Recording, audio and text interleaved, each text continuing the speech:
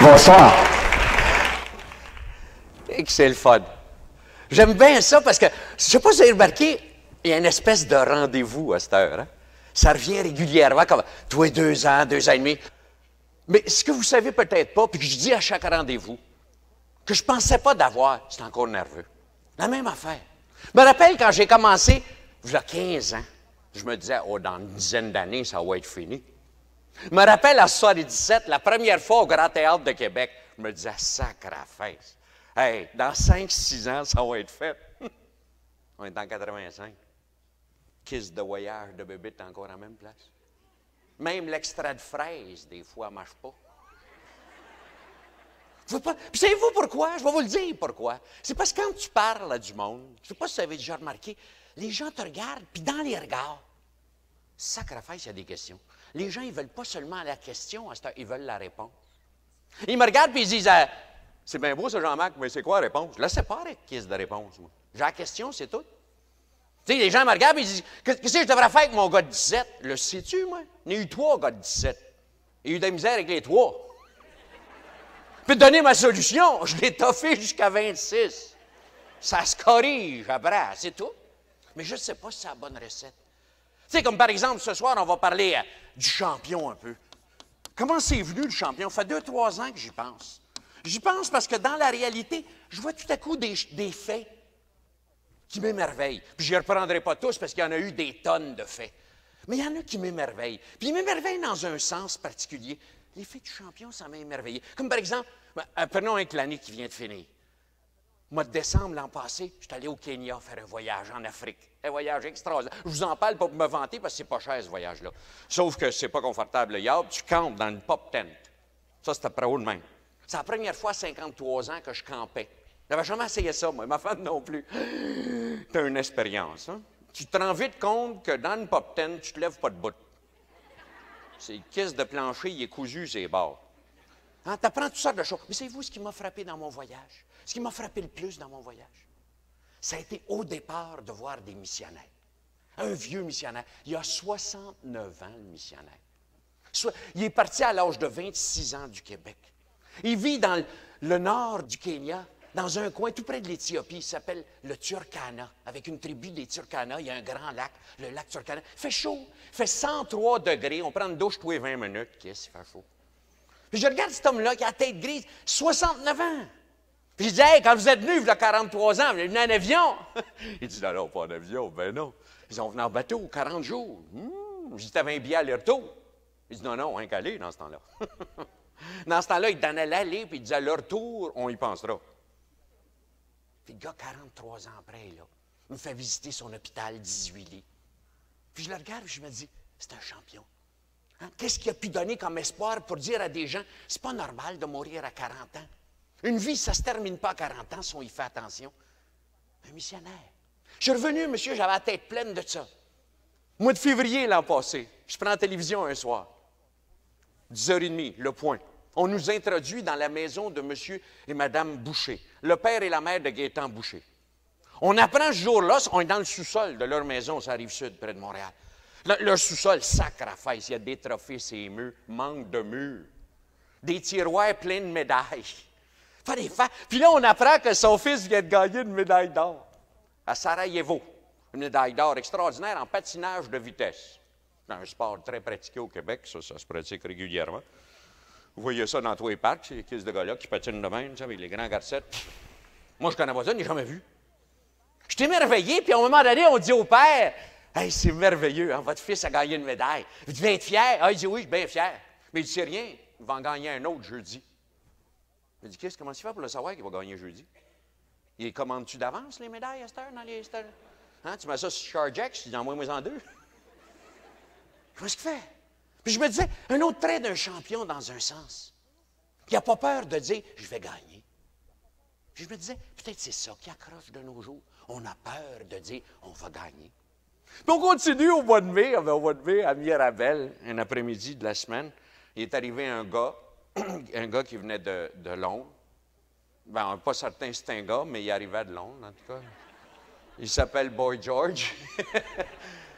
Je ne le connaissais pas, moi. Savez-vous qu'on a écrasé 2 polices pour le voir? Pas des farces. Il a vendu deux ou trois fois le forum au complet. Puis le sacrifice de gars, il n'a pas peur de dire à tout l'univers, moi, je tente les deux. Puis je dis, c'est le fun, hein? Un champion, ça n'a pas peur de dire qui il est. Ça n'a pas peur de s'affirmer. Ça me frappait aussi. Puis on continue au mois de juillet. Ça va au mois de juillet, je ne sais pas si vous aimiez ça, vous autres, mais en tout cas, si vous avez regardé la télévision au mois de juillet, il y avait rien que des Olympiques. Il n'y avait rien à voir d'autre, il y avait rien que ça. Mais dans les Olympiques, il y avait des images extraordinaires. Vous rappelez-vous la petite bonne femme haute de même, Sylvie Bernier? Gagné une médaille d'or au plongeon. Elle avait 20 ans. Hein? Une médaille d'or à plonger. Ça fait des années qu'on dit on ne peut pas gagner des médailles d'or, nous autres, dans le plongeon ou la natation. Les piscines, ils veulent l'hiver chez nous. Il n'y a rien que le monde du Sud qui gagne. Elle la gagne. Puis à un moment donné, vous rappelez-vous la scène quand elle a sa médaille? C'était-tu beau? Elle est debout sur le podium, toute souriante, puis tout à coup, on voit le drapeau canadien, on entend l'hymne au Canada, puis elle devient sérieuse. Les journalistes l'ont remarqué, puis ils ont dit après, mais qu'est-ce qui est arrivé, Sylvie? T'es devenue sérieuse tout d'un coup. Elle dit oui, parce que je me suis rendu compte d'une chose, je n'ai pas gagné une médaille pour moi. J'ai gagné une médaille d'or pour 25 millions de Canadiens, à qui je disais, il est possible de gagner une médaille d'or. Puis je me dis, peut-être ça, un champion. Ça ne gagne pas pour lui, ça gagne comme un exemple. Puis on continue, au mois d'août. Au mois d'août, vous savez, on a eu la visite d'un Américain. Il est venu à Montréal, 2 soirs, chanter. Il a pris la plus petite salle qu'on avait à Montréal, il a pris le stade olympique. Il a vendu 55 000 billets par soir, 110 000 billets. Il les a vendus, il ne les a pas donnés, 40 piastres du billet. 4 400 000 2 soirs. En plus, il a dit aux gens, il n'y a pas de rain check. S'il mouille, sacrifice, amène ton parapluie, chante ce soir-là. Hein? Un stage de 7 étages. J'en revenais pas. Je disais, hey, faut-tu y croire? Il faut dire qu'avant, on avait eu Diane Dufresne, elle était allée, un pour un soir, pas deux. Elle n'a pas chargé cher, elle chargeait un 10 piastres. Mais on l'a aidé, on lui a donné un petit 400 000 pour l'aider à partir un peu en cas de fois. Remarquez que j'en veux pas à Diane Dufresne, pantoute. Mais je trouve ça incroyable qu'un gars des États-Unis nous arrive et qu'il n'ait pas peur de vendre des billets à 40 piastres. 40 piastres tout le monde, même le monde à la fin. Puis les gens disent, je suis bien loin, je vois rien. Il dit, c'est parce que tu es arrivé après un premier. Serpent! Hein, on n'est pas une leçon d'un champion qui n'a pas peur de le dire, je le fais parce que ça vaut ça. Puis on continue en septembre. En septembre, vous le savez, on a eu la visite du pape. On y avait dit de ne pas venir, les femmes dans maudit contre lui, puis tout. Il est venu pareil. Hein? 12 jours de temps. Hey, j'en reviens pas, à l'ancienne Lorette, je connais un gars, il est barman, il a 31 ans qu'il ne va pas en messe. Ce gars-là, il a passé 8 heures sur le coin de la rue à Québec pour voir le pape passer dans une vitrine. Fort en sacrifice, hein? Pour voir un gars. Ce gars-là est tellement fort qu'on avait tout minuté ses 12 jours, hein? Tu regardais sa feuille et tu savais où il serait le lendemain à 12h17. Pas une journée qui était à temps. J'ai jamais vu à temps. Il partait en retard le matin. Même quand il est venu pour partir d'Ottawa, le dernier point, la dernière fois qu'on l'a vu à Ottawa, on lui a dit, l'avion est prêt. Il a dit, on l'a pour la nuit, l'avion. Il y a 2 gars que je n'ai pas embrassés, ce Boris. Il est parti embrasser 2 gars. C'était-tu merveilleux de le voir avec les enfants qui jouait sa petite calotte, qui n'avait pas peur de se faire embrasser? C'était-tu merveilleux de voir un homme de son âge qui vient d'un autre pays parler à 50 000 jeunes de chez nous puis leur dire, hey, c'est pas vrai que la réalité est faite de même. C'est pas vrai qu'elle est bâtie de même. On peut peut-être la changer. Mais il disait, ça, c'est du champion. Puis on continue au mois d'octobre. Mais au mois d'octobre, ça a été le mois de l'astronaute du Canada, vous savez, le premier astronaute canadien, un Québécois. Oui, il vient de Valcartier. Bien, c'est là qu'elle est la manufacture d'astronautes. Ils font tout par là, les astronautes. Ce gars-là, il a tout pour réussir comme astronaute. Il est capitaine de bateau. Qu'est-ce qu'il a? Hein? Il n'a jamais piloté un avion de sa vie.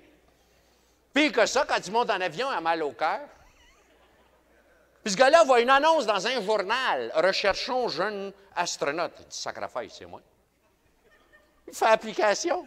4 800 personnes ont appliqué, des docteurs en astronomie, astrophysique, tout. On prend un gars sur 4 800.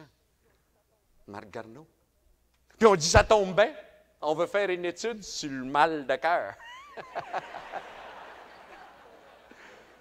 Sacrifice de gars, il monte en avion, 8 jours de temps, pas une fois, il a mal au cœur.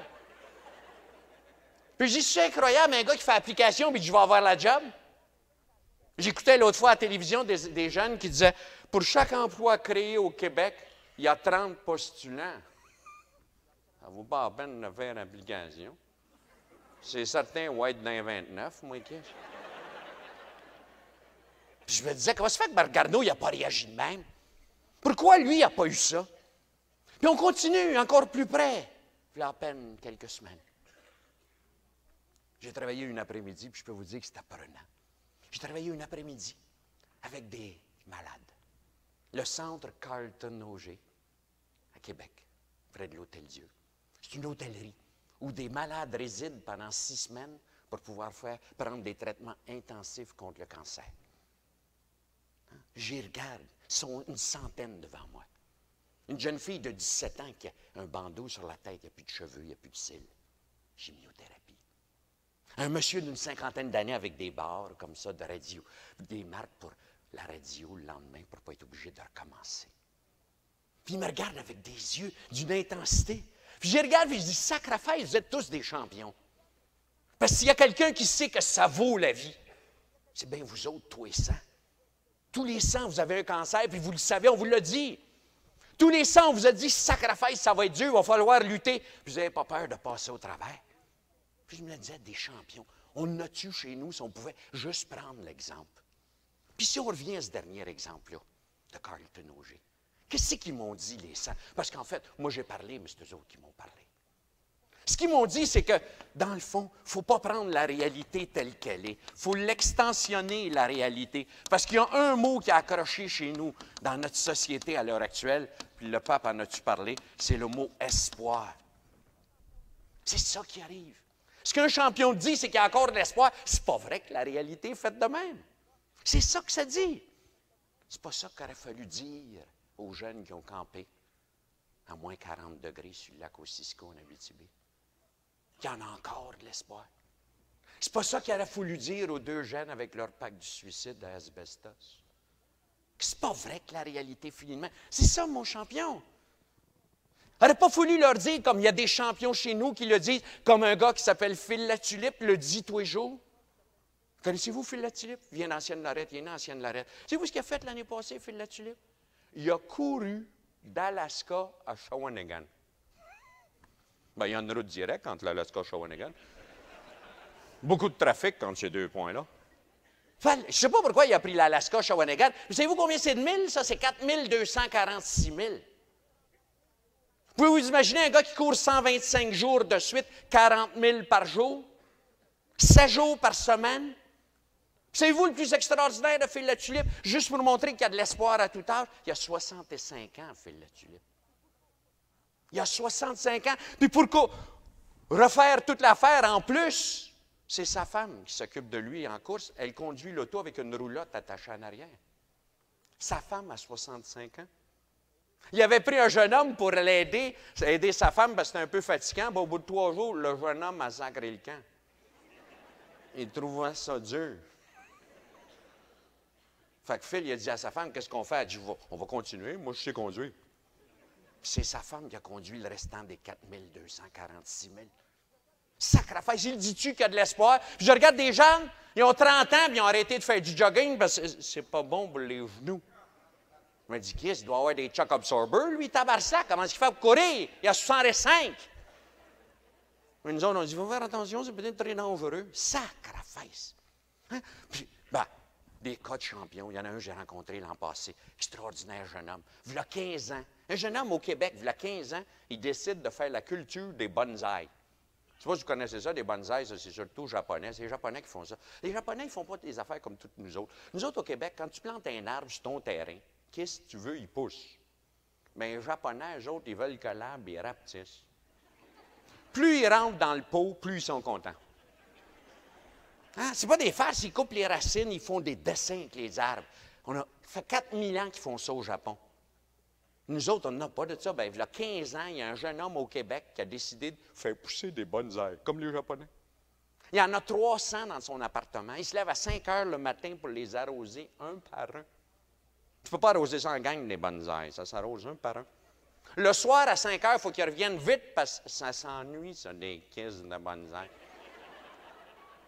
C'est pas des farces. Un gars au Québec. Puis ce qui est merveilleux, c'est que là, 3 ou 4 ans, il a décidé une journée, il faisait ça à Comobé parce qu'il travaillait dans une mercerie. Il a décidé qu'il ferait ça à temps plein, qui était pour se chercher une job dans les bonsaïs. Prendrez le journal demain matin dans les annonces classées, puis regardez à B. Job dans les bonsaïs. Rare en kiss, ça. Pas une couple de mois, il n'y en a pas. Puis pourtant, ce gars-là, depuis 2 ans et demi, a un job dans les bonsaïs à plein temps. Il est gérant des bonsaïs au Jardin botanique. Il est dans les bonsaïs. Qu'est-ce que ça prouve? C'est qu'il y a de l'espoir quand tu fais un hobby de le faire au bout. Puis toi, tu es à la chasse tout le temps. As-tu tué quelque chose? Non, non, non. Bon, on ne tue rien. Nous autres, qu'on va, il n'y a plus rien depuis 20 ans. Là. La forêt est vidée. Il y a trop de braconnage dans le bout. Je dis, pourquoi tu vas là? Ah, ben c'est parce que c'est beau, c'est une belle forêt. Tu sais, c'est le fun de se promener dans le bois l'automne. Mais je dis, ça amène pas un fusil, amène-toi une chaise longue. T'as pas besoin de ça. Mais ce qui est extraordinaire, c'est qu'il a fait des choses à moitié. Un jeune homme t'a montré que même un hobby, ça peut extensionner la réalité. Fallait à fond. Le pape. On parlait du pape tout à l'heure. Je ne sais pas si vous avez remarqué où il est allé dans le Québec et au Canada. Il est allé à des sacrifices de place, ce pape-là.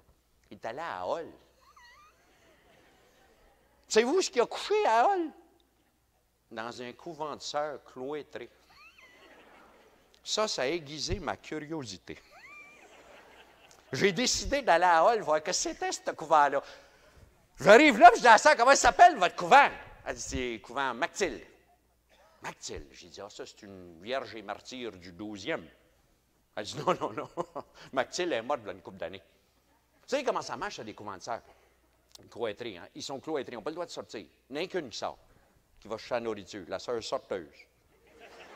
Puis la sorteuse, dans l'affaire, c'est à Mactilde. Mais c'est-vous le plus extraordinaire? Mactilde est morte à 103 ans. Ça prouve que sortir, ça ne tue pas, Kiss, à 103 ans. Elle a sorti qui a été jusqu'à 100 ans. Mactilde, à 100 ans, se promenait dans les rues de Hull et d'Ottawa avec ses paniers. On disait à Mactilde, vois-tu les autos? Elle disait, non, je ne les vois pas, mais moi, il me voit. Elle était grosse, Mactilde. 100 ans. Ce qu'elle disait, Mactilde, c'est que c'est pas vrai qu'à 60 ans, il faut que tu prennes une pension. C'est pas vrai qu'à 65, ça arrête. C'est pas vrai qu'à 68, il ne faut pas que tu sortes l'hiver parce que ça vient glissant. Qu'est-ce à 100 ans, puis elle sortait. L'espoir qu'on a pu donner à des gens, c'est pas là que ça part. C'est pas ça qui a accroché. Puis je me disais, c'est bien beau de l'espoir demain. Dans nos vies, on a-tu de l'espoir? On essaie-tu d'en faire des choses différentes? L'autre fois, je rencontre un gars, une couple d'années, il a dit ça. Moi, je suis demain, sacrifice, que c'est ça, il a du mal au dos. Ouais? C'est récent? Non, ça fait 22 ans, je mal au dos. Je dis, tu vas voir un docteur? Ouais, je suis allé, mais il n'y a rien à faire. C'est un mal de dos courant. Ce gars-là, il va se lever un matin comme il faut, il va penser qu'il est malade. Puis je me disais, il n'y aurait pas une marque d'espoir à dire, « Hey, j'y tiens. Je connais quelqu'un qui est allé voir 17 médecins pour un mal de dos. » Puis vous le connaissez en plus. Puis il s'est, jusqu'à un certain point, guéri ou soulagé au point où, à l'heure actuelle, il travaille, puis il fait une vie comme... Bien, il travaille dans l'automobile, vous le connaissez très bien, il s'appelle M. Duval.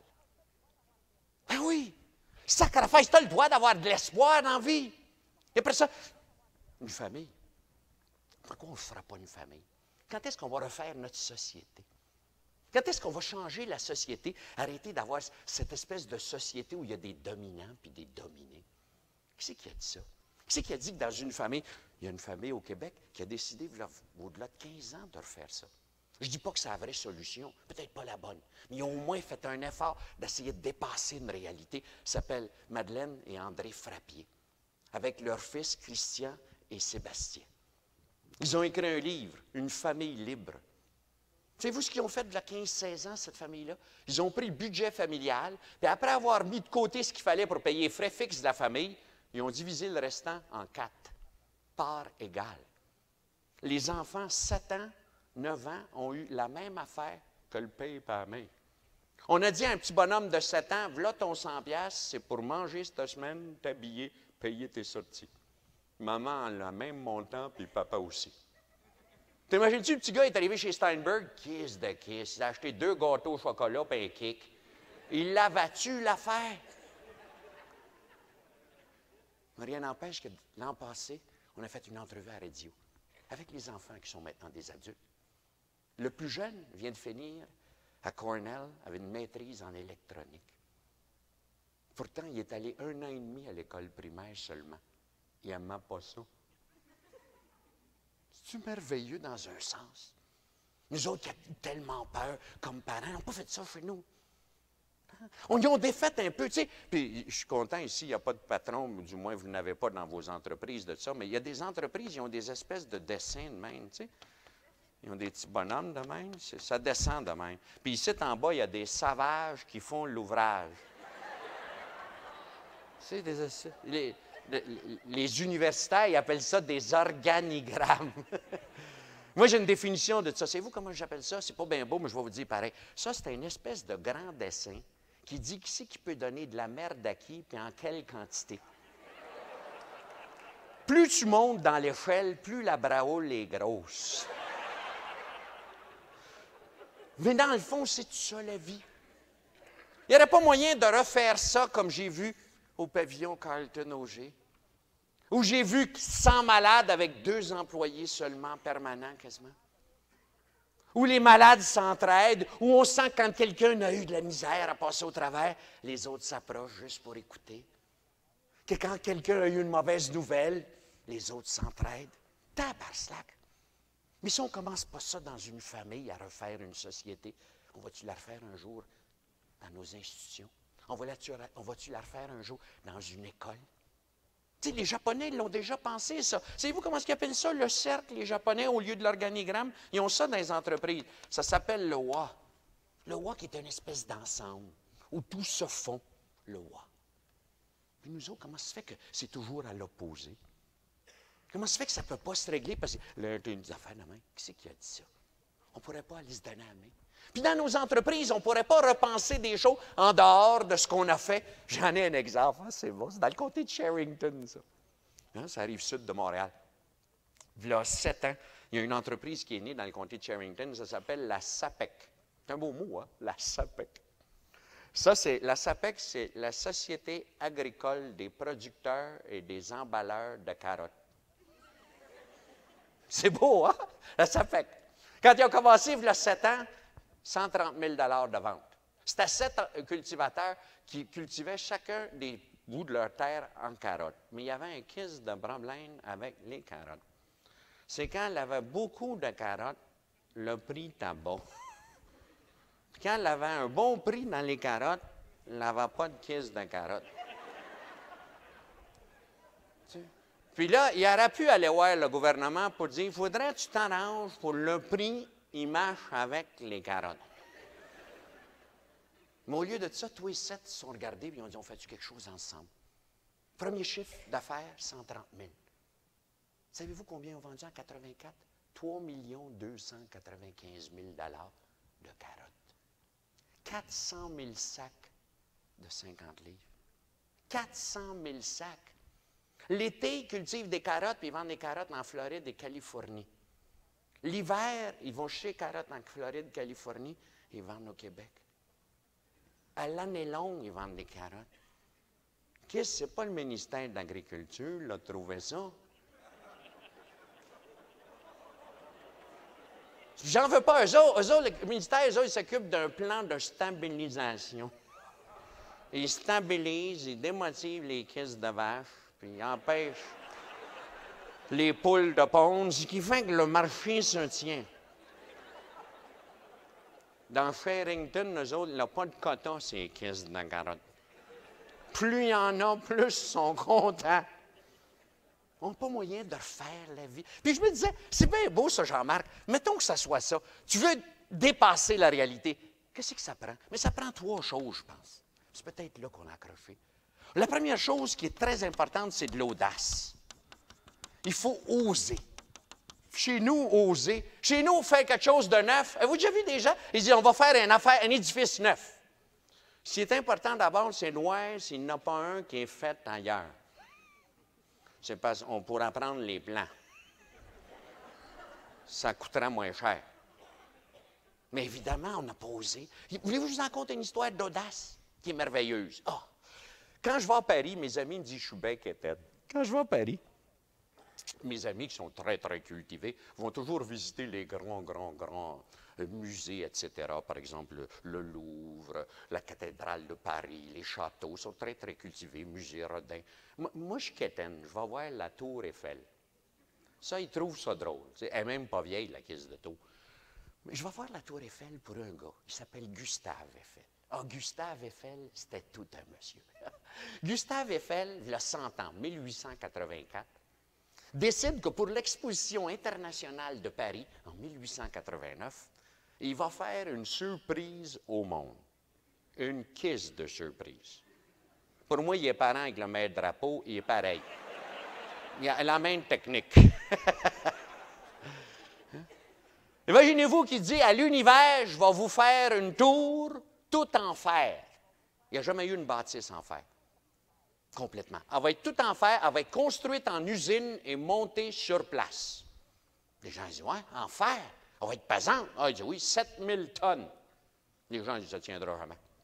7000 tonnes, c'est trop mou, le terrain le long de la Seine, elle va pencher, qui c'est le camp dans la rivière, c'est fini.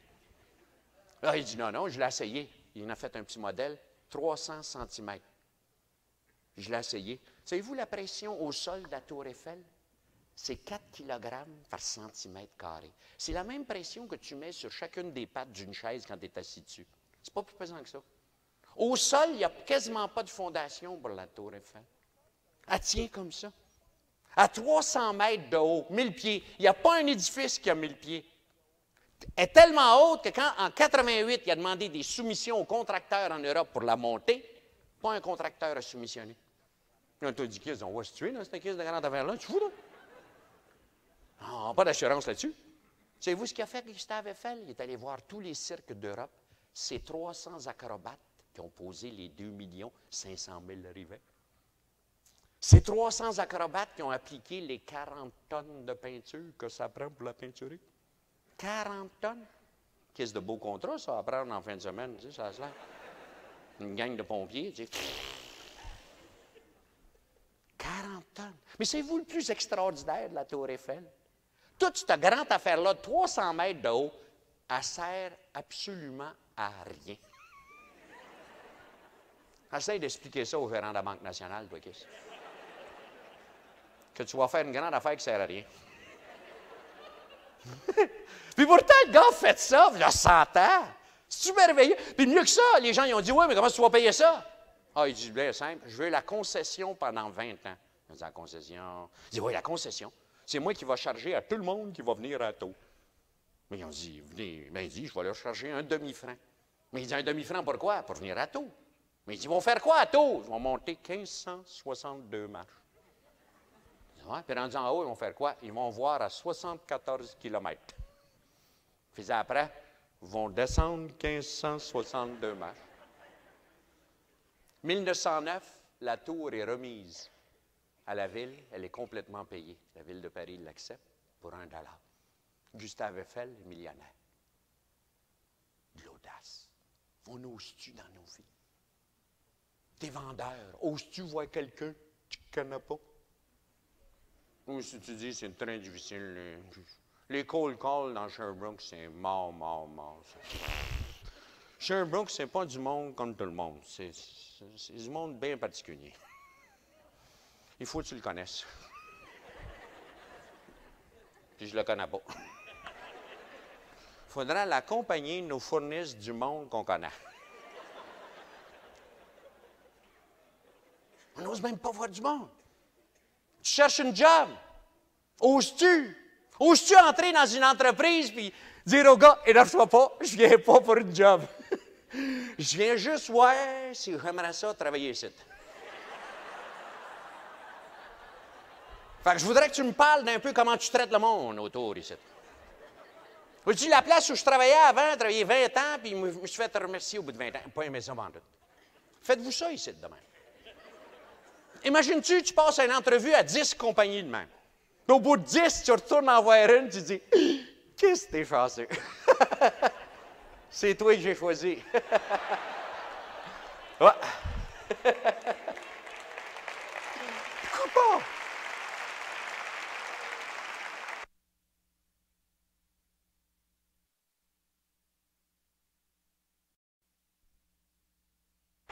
Mais pourquoi pas? Puis c'est drôle, je disais ça à des bureaux d'avocats dernièrement. Pourquoi quelqu'un qui finit en droit, il cherche un bureau? C'est toi qui choisis le bureau. Tu rentres voir les deux associés, tu dis, un instant. Quelle sorte de droit vous faites ici? Comment ils sont traités, les juniors, dans le bout? Pourquoi pas? Mais ça, c'est difficile d'oser dans la vie. Et oser parce que, dans le fond, peut-être le deuxièmement accroche, qui s'appelle l'imagination. On a peur d'imaginer des choses. On a peur de sortir des sentiers battus. On a peur de faire réinventer. Le problème au Québec, bon, c'est drôle de le dire ici, le problème, c'est qu'on étudie trop.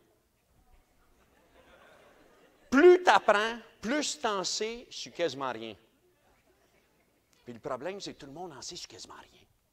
Savez-vous ce que j'ai appris l'autre fois d'une personne qui était Carlton Auger? Une personne assez âgée. Elle a dit à son spécialiste qu'elle se sentait mal tout partout. Elle ne sait pas ce qu'elle avait, mais elle avait mal tout partout. Puis la réponse, c'est, bien écoutez, moi, madame, je traite le cancer. J'ai un mal ailleurs, il faudrait en avoir un autre. C'est tout sur le cancer. Mais il a oublié qu'il y a un humain derrière. Il y a une madame derrière. C'est-vous ce qu'on dit? Puis c'est chanceux ici, il n'y a pas d'ingénieur, je peux le dire. Quand il y a des ingénieurs, ils aiment moins ça, cette farce-là. En tout cas, ici, j'ai vérifié, il n'y en a pas.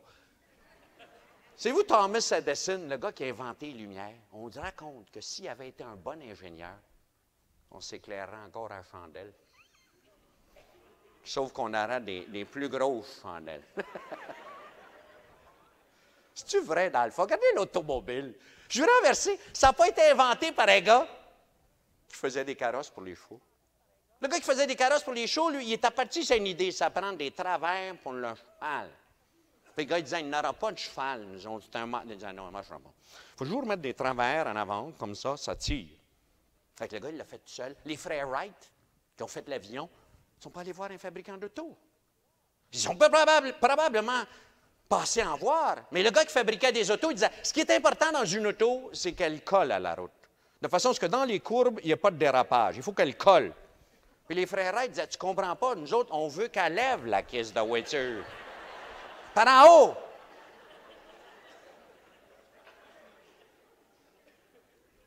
Une entreprise américaine qui a à l'heure actuelle une filiale canadienne, qui s'est spécialisée dans la vente de savon, que vous connaissez tous, qui s'appelle Amway. La compagnie Amway, qui vend du savon, a été fondée par deux gars qui étaient pilotes d'avion et qui avaient une école de pilotage. Ils ne connaissent rien dans le savon. Puis nous autres, c'est ça qu'on a peur. On reste pris à l'intérieur. On cherche une job, on va toujours dans les mêmes circuits. Regardez le jeune homme qui, l'an passé, 1983, avril 83, une petite annonce qui passe dans le Journal de Montréal. Elle a 6 pouces et demi par 3 pouces et demi. Elle est gros titre, « Cher patron, j'ai enfin terminé mes études et je cherche un job dans la publicité. Concepteur en parenthèse. J'ai étudié l'économie politique, les mathématiques 103, la communication et même le caractère de ma blonde. J'ai travaillé comme guide, j'ai travaillé sur une ferme, j'ai travaillé dans une entreprise, j'ai travaillé à Radio-Canada, j'ai même été chômeur. Appelez-moi, je suis certain que je puis vous rendre service. Signé J.G. Beauregard, 514-822, puis un numéro de téléphone. 300 personnes ont répondu à l'annonce. 300 personnes ont dit « Sacrifice, on aime ça, façon que t'écris. » Une semaine après, le gars travaillait pour une agence de publicité. Il n'est pas été, lui, au bureau d'un placement. C'est parce qu'au bureau d'un placement, ils ont des grands tableaux, puis ils piquent les jobs avec des épingles sur le tableau. Puis là, je suis allé, il reste pas les épingles. Ils n'ont pas acquis de copie de l'annonce. Bon, regardez les étudiants, là, on va les aider, on va leur donner une couple de millions pour leur aider un peu cet été. Mais on a commencé déjà à leur dire, il n'y aura pas de job pour les étudiants. Ça aide le paye par main, tu sais. Tu dis à ton gars, trouve-toi une job, il dit, tu vas à la télévision, père? Ils l'ont dit, il n'y en a pas dans Sherbrooke. Ah, fini! À Edmonton, l'an passé, il y a un jeune qui, lui, il n'avait pas de papier de main, il fallait qu'il travaille. Ah, il est allé voir un de ses amis, il s'est fait imprimer 2000 billets de tirage à 1 pièce. Il a vendu les 2000 billets. Le prix du 2000 billets a gagné 8 semaines de travail gratuit de sa part. Une vieille madame a gagné, il a tout fait sa pelouse, il a peinturé toute sa maison extérieure, fait le ménage à l'intérieur. Il a même eu du temps libre, elle a eu trop, elle l'a prêté aux voisins. Puis lui, il a fait 2000 piastres. 2000 tickets à 1 pièce. Qu'est-ce qu'ils n'ont pas, la compagnie du ticket, au centre de main-d'œuvre? C'est ça de l'imagination. Mais on n'en sort pas. Puis regardez, les gens me disent, oui, mais Jean-Marc, c'est de la créativité. Bien, c'est ça, on en fait tout de la créativité. Vous en faites chez vous de la créativité. Je suis certain que vous en faites chez vous. Ah, vous en avez une dans la cuisine, une affaire de même. Vous avez, dans la cuisine, chez vous, je suis certain que vous l'avez. Vous avez une espèce de tiroir où tu fourres tout que si tu ne sais pas où fourrer ailleurs. Ah, ça, c'est-tu le fun, ça, c'est des genres de tiroirs que tu décides de les vider quand tu ne peux plus les fermer avec les 2 mains puis la bédaine qui pousse. Les kisses de l'élastique sortent, puis les cordes, tu dis, ah, on va faire le vider, il y a trop d'affaires là-dedans. Puis là, tu vides ça sur la table de cuisine, puis là, tu avais un sacrifice. Je viens de trouver la vis. M'en va t'en réparer la lumière, j'ai la vis. Tu trouves un crochet, puis tu accroches pépé sur le mur. Qu'est-ce que tu trouves tout? Sais-tu ce que tu fais? La créativité. Savez-vous comment j'appelle ça, ces tiroirs-là? Des tiroirs à gogos. Un tiroir. Mais savez-vous, pour faire de la créativité avec un tiroir à gogos, il faut avoir des gogos dedans. Le problème dans nos vies, il manque de gogos. Tu demandes aux gens que tu as fait comme vacances cet hiver. Oh, on va tous à la même place, on va à Fort Lauderdale. On va tous à Fort Lauderdale. On est 5 couples, on va tout le temps les 2 premiers de février ensemble. Ben, c'est le fun, Fort Lauderdale, parce que t'es en prince, tu as le devoir là-bas. Tu sais, puis, là, un poste de radio français. Puis... Qu'est-ce que ça fait comme grosseur de gogos dans le tiroir? Je vous en parle parce que moi-même, je suis obligé de me forcer un peu pour avoir des gogos dans le tiroir. Le Kenya, au départ, c'est... Hein? On peut le faire, le Kenya, il paraît dans des lodges. Je n'ai vu air conditionné. Ils te servent un steak comme tu l'aimes. Sauf que moi, je l'ai fait dans une tente avec un guide kenyan, avec un cuisinier kenyan. Il brassait ça kenyan. Hein? Camper dans des parcs. Hein? Pas dans le lodge, dans un parc. À un moment donné, c'est le passage des vaches. Il y a un troupeau qui a passé. Ça fait drôle de voir un troupeau passer dans ta tente. Hein? C'est très peu connu. Mais on est revenu de là avec un paquet d'expériences. C'est ça qu'on a peur. Quelle expérience donne envie, peur? Hein? 85 va apporter quoi dans le tiroir à gogos pour ajouter? Puis parce qu'on n'a pas quand tu as 55, t'imagines-tu le pauvre jeune qui a 22? C'est pas ça un manque d'espoir, de dire qu'il n'y a pas moyen de faire autrement. C'est pas ça qui fait que tu te promènes dans Sorel et on te dit « Ah, à Sorel, les grèves, c'est trop bien long. » On n'a jamais eu des côtes, nous autres, à Sorel. C'est toujours des caisses de grandes grèves. On a perdu un contrat de bateau, mais j'ai rien dit, on perd l'autre. La réalité, c'est pas ça, Sorel. C'est des gens qui pensent avec une imagination. Puis ça m'amène à un troisièmement qui va avec, qui s'appelle la compétence. La compétence. Le mot « apprendre » dans la vie. On a-tu peur de ce mot-là? Au mois de novembre l'an passé, j'ai eu la chance de voir à la télévision une émission de la BBC fantastique, faite par un anthropologue anglais, qui a étudié pendant 25 ans à essayer de chercher la différence entre l'animal humain et les autres animaux de la création. Il disait qu'il a trouvé quelques différences, mais la plus grande différence, c'est l'intelligence. Il paraît que l'humain naît avec la plus grosse matière grise au départ. Un bébé naissant a tout près de 40 % de son poids en matière grise. En matière grise, c'est pas possible. Mais c'est vous le plus extraordinaire qui disait, c'est complètement vide. C'est un blank total. Il n'y a quasiment rien comme instinct qui reste. Un oiseau, ça naît avec une intelligence grosse de même. Qu'est-ce que ça, c'est tout? Il naît le printemps d'après, je n'ai jamais vu un qui disait qu'il pratiquait à faire un nid. Il l'essayait, ouais, s'il tiendra. De toute façon, il ne pondra pas cette année, il avait remis ça l'année prochaine. Avez-vous déjà remarqué, il fait un nid exactement comme celui qui a servi pour lui-même un an auparavant. Qui c'est qui a dit à faire un nid? Un humain est obligé de jouer avec des blocs pour apprendre à construire. Un oiseau, il n'a pas besoin de faire des grands coups pour savoir qu'est-ce qui est bon à manger. Il n'a jamais vu un suivre une diète, tes kisses de moineaux. Il sait exactement quoi manger, en quelle quantité. J'ai essayé avec un veau, l'été passé chez nous, je vis sur une ferme, un petit veau qui commençait à manger du foin, mettait une scène dans le foin. J'y donnais. Sacrifice, il mangeait le foin, monsieur. Quand il avait tout fini le foin, il l'avait avalé, la kiss de scène revenait. C'est qui a dit qu'une scène, c'est pas bon, un veau? As-tu essayé ça avec un bébé qui se traîne dans la cuisine? Tu laisses une scène à terre? 5 minutes après, la kiss de scène est partie. Tu n'as pour 2 jours à fouiller dans la merde de la couche, tu cherches la kiss de scène. L'as essayé avec 5. Pas... On a fait une expérience avec des oiseaux qui étaient nés cette année-là. On les a mis dans une cage. Ils venaient d'Irlande, en Irlande. On les a mis dans une cage. 31 heures après, on les a débarqués sur le continent nord-américain, à Boston, le long de l'Atlantique, Logan Airport. En arrivant, on a ouvert la cage à l'aéroport. Les oiseaux sont sortis, ils sont montés droit dans le ciel. 6 jours après, il est en Irlande. C'est qui a dit au kiss de moineau, l'Irlande, t'as par là? Il n'a jamais pris un cours de géographie. Ils sont tous partis en gang, ils sont partis par là, ils sont arrivés en Irlande. Toi, tu vas à chasser une fin de semaine, puis on te retrouve le jeudi. Mais toi, tu ne sais pas la géographie. C'est incroyable. Comment? Puis, peut-être plus sérieux. Dernièrement, j'ai rencontré un ami. Ça faisait 10 ans qu'on ne s'était pas vu. Puis j'ai dit, comment ça va? Il dit, ça va mieux, mais il dit, ça a été dur, il y a 4-5 ans. Je dis, ouais, qu'est-ce qui est arrivé? Il dit, des problèmes dans la famille.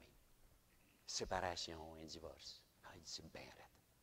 Je n'y ai pas dit, j'aurais pu y dire, par exemple, mais je n'y ai pas dit. Savez-vous ce qui me trottait dans la tête? Même ça, l'animal humain est obligé de l'apprendre. Même ça, il ne sait pas. Où est-ce qu'ils sont, les cours? Où est-ce qu'on apprend à aimer chez nous? Cette semaine, c'est le 14 février. Combien de gens vont partir à Ré? Quand est-ce qu'on cultive ce que j'entendais à Radio en m'en venant de Québec après-midi? Cultiver la tendresse. C'est-tu beau? Quand est-ce que nos jeunes vont apprendre que ça se cultive, la tendresse? Les avez-vous vus faire un mariage? Sacrifice! Ils l'essayent. Mais en tout cas, ils ont tout prévu, il y a 2 comptes de banque. Ah, son compte de banque, j'ai mon compte de banque. Le frigidaire, c'est à elle, puis le poêle, c'est à moi. On l'a mis sur des roulettes.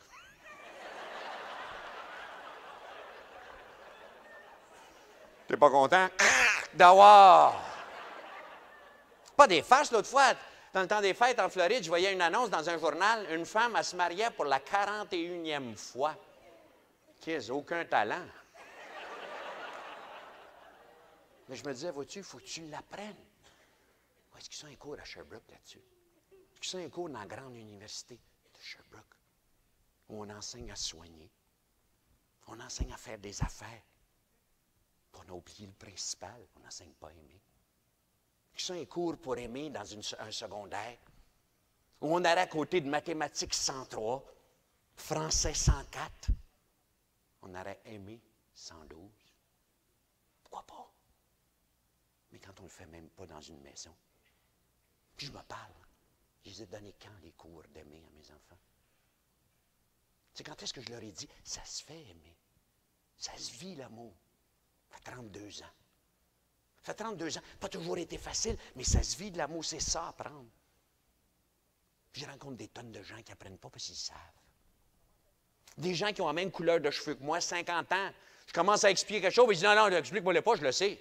Puis le gars me dit, qu'est-ce, comment tu fais pour le savoir? Pour moi, tu n'es pas un humain, toi, tu es un moineau, toi, tabarnak, tu sais tout. Ça se peut-tu qu'on attendrait juste une minute pour écouter? Qu'on verrait comment un enfant peut réagir puis dire, aimer. Qu'est-ce que ça serait la différence? Mais on ne le fait même pas, ce jeu d'apprendre. Puis pourtant, strictement au point de vue rentabilité dans une entreprise, l'an passé, on a publié un livre où une des grandes découvertes du livre, à travers les meilleures entreprises américaines, vous connaissez le livre, c'est le prix de l'excellence. Waterman et Peters. Le prix de l'excellence. On a découvert que les meilleures entreprises, ce qu'ils avaient d'extraordinaire en commun, c'est qu'ils n'avaient pas peur d'enseigner et de faire que leurs employés apprenaient. Ils sont où les cours chez nous? Walt Disney Corporation, Walt Disney qui fait le parc à Orlando, puis en Californie, les jeunes qui travaillent sur le stationnement ont 4 jours et demi de cours. 4 jours et demi de cours. Une journée complète où on leur explique la philosophie de Walt Disney Corporation. Une journée de cours où un président ou un vice-président seulement doit donner le cours.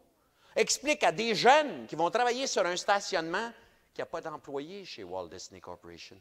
Ils sont tous membres de la troupe, members of the cast. Il n'y a pas d'affaire de même chez Walt Disney. Ce qu'on leur dit, c'est qu'on est tous ensemble faire un spectacle. Puis c'est pour ça qu'ils n'ont pas de clients. Ce sont des invités, des guests. Puis ils disent, le spectacle à Walt Disney commence par toi sur le parking. Tu es le premier acteur en scène. On va te donner des cours comment ouvrir une voiture. On va te donner des cours pour expliquer à quelqu'un qui a une urgence, une malade, une crise, quelque chose, qui appeler pour faire venir l'ambulance au plus sacrant. On va te donner des cours pour un client qui revient à la fin de la journée puis dit « Je ne trouve plus mon auto. » Pas le regarder et dire « T'as perdu ton char.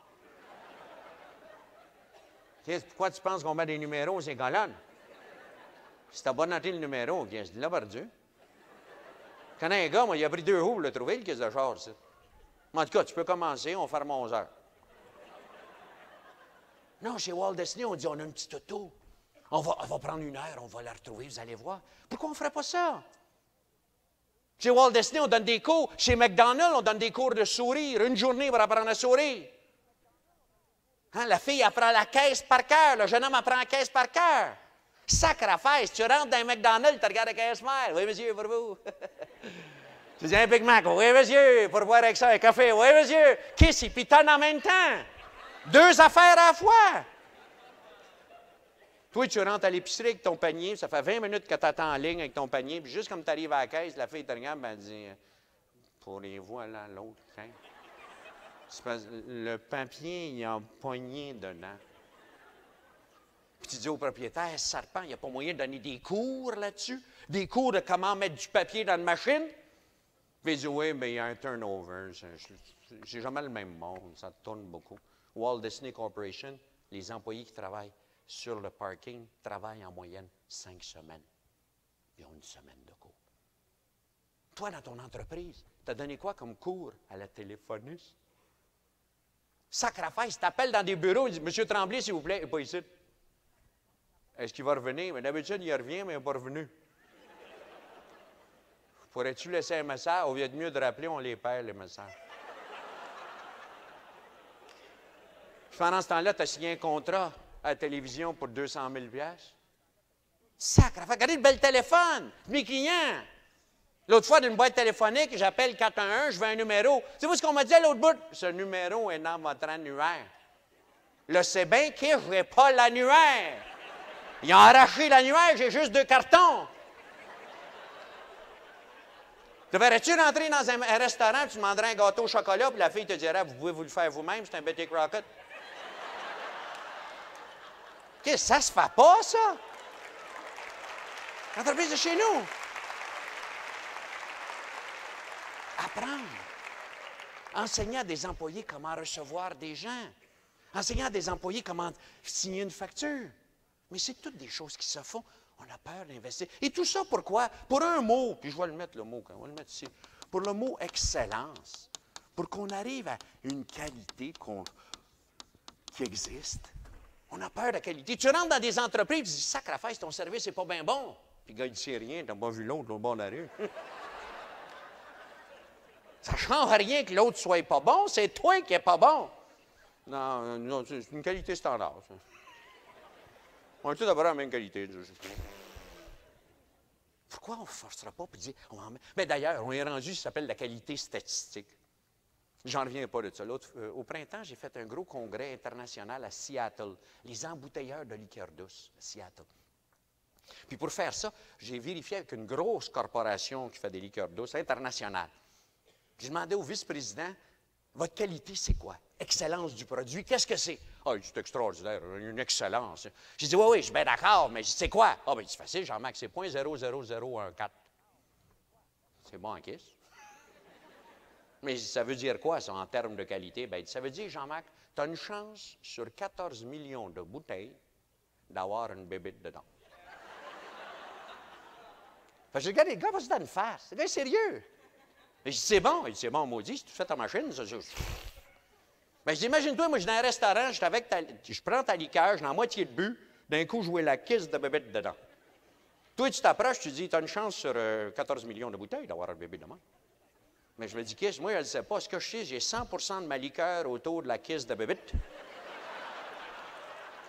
Puis là, toi, tu t'en viens et tu dis, pour t'aider, te dédommager, on va te donner 2 caisses de liqueur. Malchanceux comme je suis, moi, qui va frapper 2 bébites dans 2 caisses. On ne laisse pas passer des bébites. C'est ça la différence.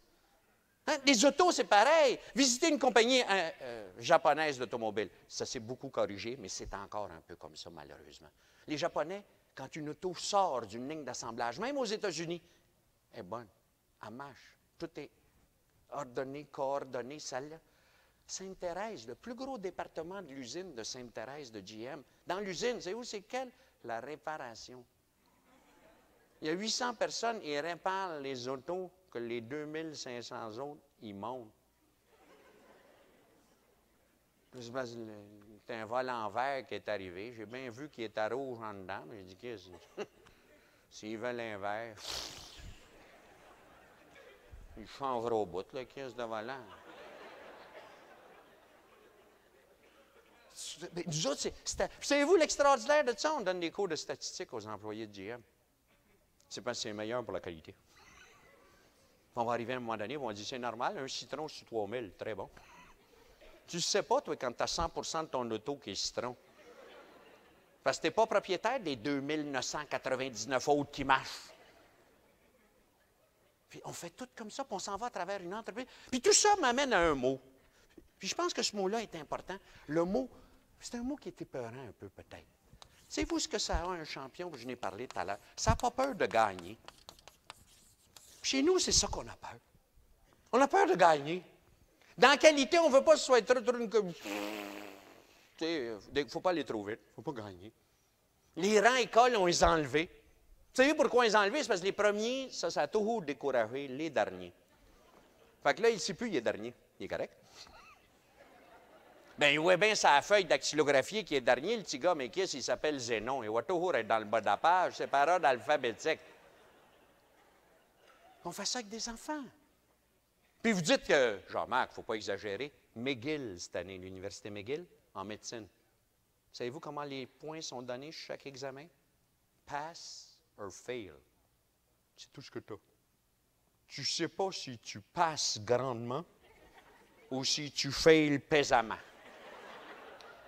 C'est parce que les gars qui passent grandement, décourageant les faileux grandement. Enfin, là, qu'est-ce qu'il sait plus? McGill, cette année, on ne sait plus si on est bon en médecine. Non, ça décourage. Puis vous me dites, ben oui, mais Jean-Marc, ça vaut pour les enfants, les étudiants, les adultes. On a fait un concours. Un concours pour 3 fontaines qui vont apparaître au Vieux-Port de Montréal. On fait un concours à travers le Canada, parmi les architectes, les sculpteurs. Concours pour déterminer les plus belles fontaines. Au mois d'octobre, le résultat est sorti des fontaines. Les 3 qui ont gagné, Saskatchewan, Colombie-Britannique, puis une autre province. Il n'y en a pas un du Québec. À la radio, un dimanche, on interviewait un architecte. On dit, qu'est-ce que vous pensez de ça? Pas un Québécois a gagné pour les fontaines. Puis l'architecte, un adulte, a dit, ben, si vous voulez avoir des Québécois comme gagnants, il aurait fallu qu'ils restreignent le concours au Québec. Puis on s'en va comme ça tout le long. Pour gagner avec des draps, il faut t'empêcher les draps d'ailleurs de venir. Qu'est-ce qu'on ne peut pas continuer à Wabassou? Les draps italiens sont plus beaux. Qu'est-ce les Italiens? Ils vont se journée dans le lit, je ne sais pas, ils dessinent des beaux draps. S'ils n'empêchent pas les Italiens de vendre des draps ici, puis les Taïwan de vendre des draps, on va fermer. On a peur de gagner. On a eu une annonce extraordinaire, une publicité à la télévision, tout l'an passé. En anglais et en français, même aux États-Unis. J'en reviens pas. J'en veux pas à la compagnie qui a payé l'annonce, mais j'en veux à l'agence de publicité. D'ailleurs, depuis ce temps-là, quand je parle des gens qui travaillent dans des agences, je leur dis qu'ils ont des messages à véhiculer. Vous allez la reconnaître tout de suite. Le petit gars est dans la salle à dîner, puis sa mère s'approche, puis elle dit « T'as-tu gagné au hockey après-midi? » Puis le petit gars, il dit non. Elle dit « C'est pas grave. L'important, c'est que tu as fait ton mieux. Bois ton chocolat chaud. » On va-tu faire des enfants forts, ça? Bois ton chocolat chaud. Quand tu manges un coup de pied, toi, tu quelqu'un par derrière, il dit bois un chocolat chaud. Ça n'a pas de ça dans la vie. C'est pas ça, vivre. Je sais, je suis un peu agressif, je m'excuse, mais c'est pas ça, vivre. Je suis allé au Kenya, j'ai vu des animaux sauvages. J'ai vu des gazelles. Ah, ça court en kiss, des gazelles. Ah, ça court. Surtout quand il y a un lion, il court après la gazelle. Le Yorkshire à gazelle, c'est pas des fers. Puis ça a quelque chose d'extraordinaire, une gazelle. Je ne sais pas comment ça fait pour faire ça. Ça saute, puis en sautant, ça tourne. C'est là que ça fout le lion. Parce que le lion, il s'y attend pas en tout, hein? Ça le fait tellement bien que j'ai vu un lion, 3/4 d'heure après, revenir au point de départ, pas de gazelle. Il n'avait pas de chocolat chaud non plus, bro. Ce lion-là, il a appris une affaire dans sa vie. Cherche-toi un autre gazelle, Kiss. Jamais les lions ont été voir le gouvernement kénien, puis ils ont dit, là, faudrait que tu nous fournisses des petites gazelles qui n'ont pas peur. Là, on est rendu en cours comme des kisses de fous partout après des gazelles. Puis les grosses qui ont peur, il faudrait que tu les attaches pour qu'on les pogne. Ça a l'air fou quand on parle de gazelles, hein? Puis pourtant, l'été passé, jeune diplômé universitaire, tour de la bourse, fait la grève de la faim pour au-delà de 20 jours. Savez-vous pourquoi? Pour faire augmenter son chèque de bien-être. Son chocolat chaud est trop petit. Lui, il voudrait avoir un plus gros chocolat chaud. Puis il n'a pas appris que qu'est-ce que tu te le fais, le chocolat chaud? C'est de là que ça part. C'est ça que le champion a compris. Que dans la vie, on gagne. Que dans la vie, on a le droit de s'en sortir. Puis qu'on arrête de parler toujours de la défaite. Qu'on arrête de mettre ça. On n'y pense pas à défaite. Un champion, il n'en parle jamais. Au printemps passé, chez Canadian Tire, j'ai rencontré Villeneuve, coureur automobile. Ils nous ont montré des films de ses courses. C'est affolant à la vitesse qu'il va. À un moment donné, en prenant un café, j'ai dit, t'as pas peur d'un accident? Puis il me regarde avec un sourire. Oh, il dit non, il n'y a pas de problème. Il dit, oh, on a 2 chars. Je dis, qu'est-ce qu'on n'a pas sa main de longueur d'onde? Hein? Moi, je voulais dire, toi, tu frappes le mur, pas le char. Mais lui, il ne pensait même pas que lui pouvait avoir un accident. Puis nous autres, on pense tout ça de même. La première chose qu'on dit, c'est se rappeler une défaite. La première chose qu'on dit, c'est qu'on pense que ça va mal aller. La première chose qu'on dit, c'est comme en 76. Ça, c'est comme 80. Je le sens, c'est exactement comme en 82. Tu vas voir, ça va être la même affaire. L'histoire se répète. Puis la devise du Québec, c'est quoi, tabarslac? Je me souviens, colique. On l'a tout mis sur les plaques d'auto.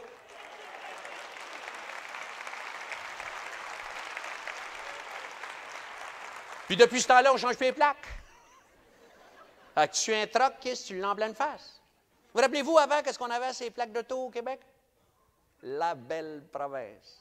Je me rappelle, aux États-Unis, des Américains s'approchaient et disaient « Ah, la belle province! » Depuis quelques années, il y en a jamais quelqu'un qui m'approche et il dit « Ah, je m'en souviens! » Il n'y a personne qui aime ça, « je m'en souviens! » La seule province qui a une devise tournée vers l'arrière. En vous en allant ce soir, vous avez la leçon dans votre auto. Regardez votre auto. Vous avez un rétroviseur 5 pouces. Le windshield, 5 pieds. Sais-tu pourquoi? C'est parce qu'il est plus important que tu vois où tu vas que d'où tu viens, Chris.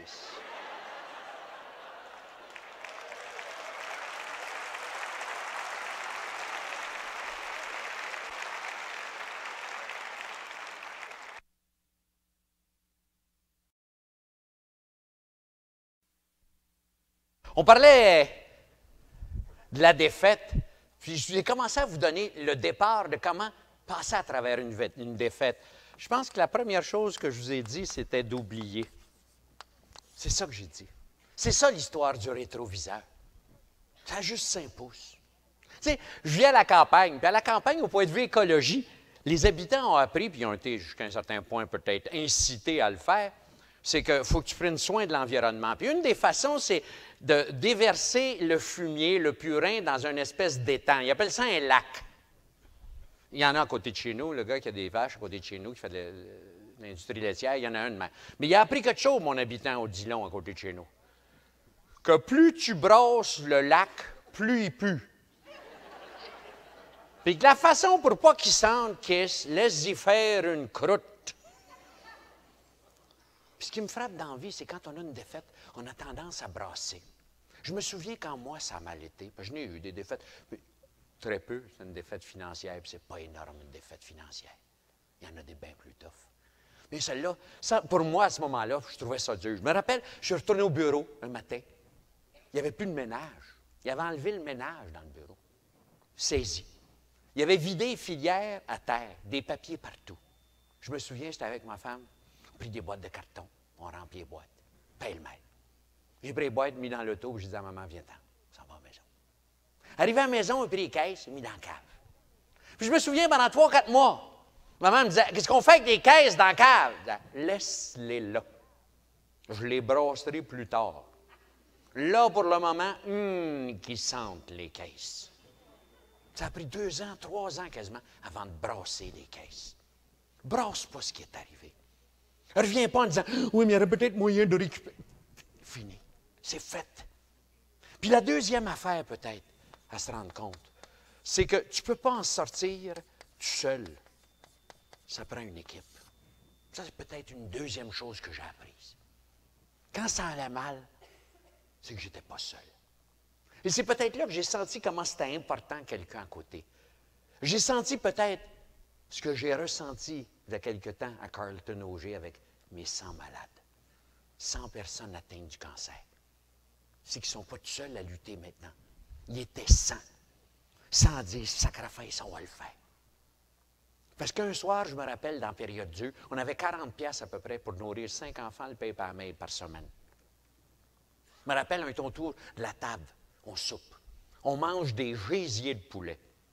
Je vais vous dire pourquoi des gésiers, c'est parce que c'est moins cher que les foies. Mais qu'est-ce qu'il y a d'attirail là-dedans? Je suis capable d'en manger des caisses de gésier. Les enfants, ils prennent du lait en poudre dilué à l'eau, puis il y a de l'eau. C'est bon pour le cholestérol. Puis à un moment donné, je me souviendrai toujours, je le vois. Maman regarde les enfants. Maman, c'est ma femme, ça. Hein?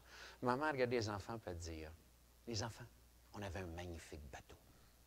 Le moteur a cassé. Il faut réparer le moteur. En attendant, chacun de vous autres va prendre une rame, puis il va ramer. Puis toi, Isabelle, 6 ans et demi, tu vas continuer à passer le journal de Montréal puis le devoir le matin, besoin de la paye.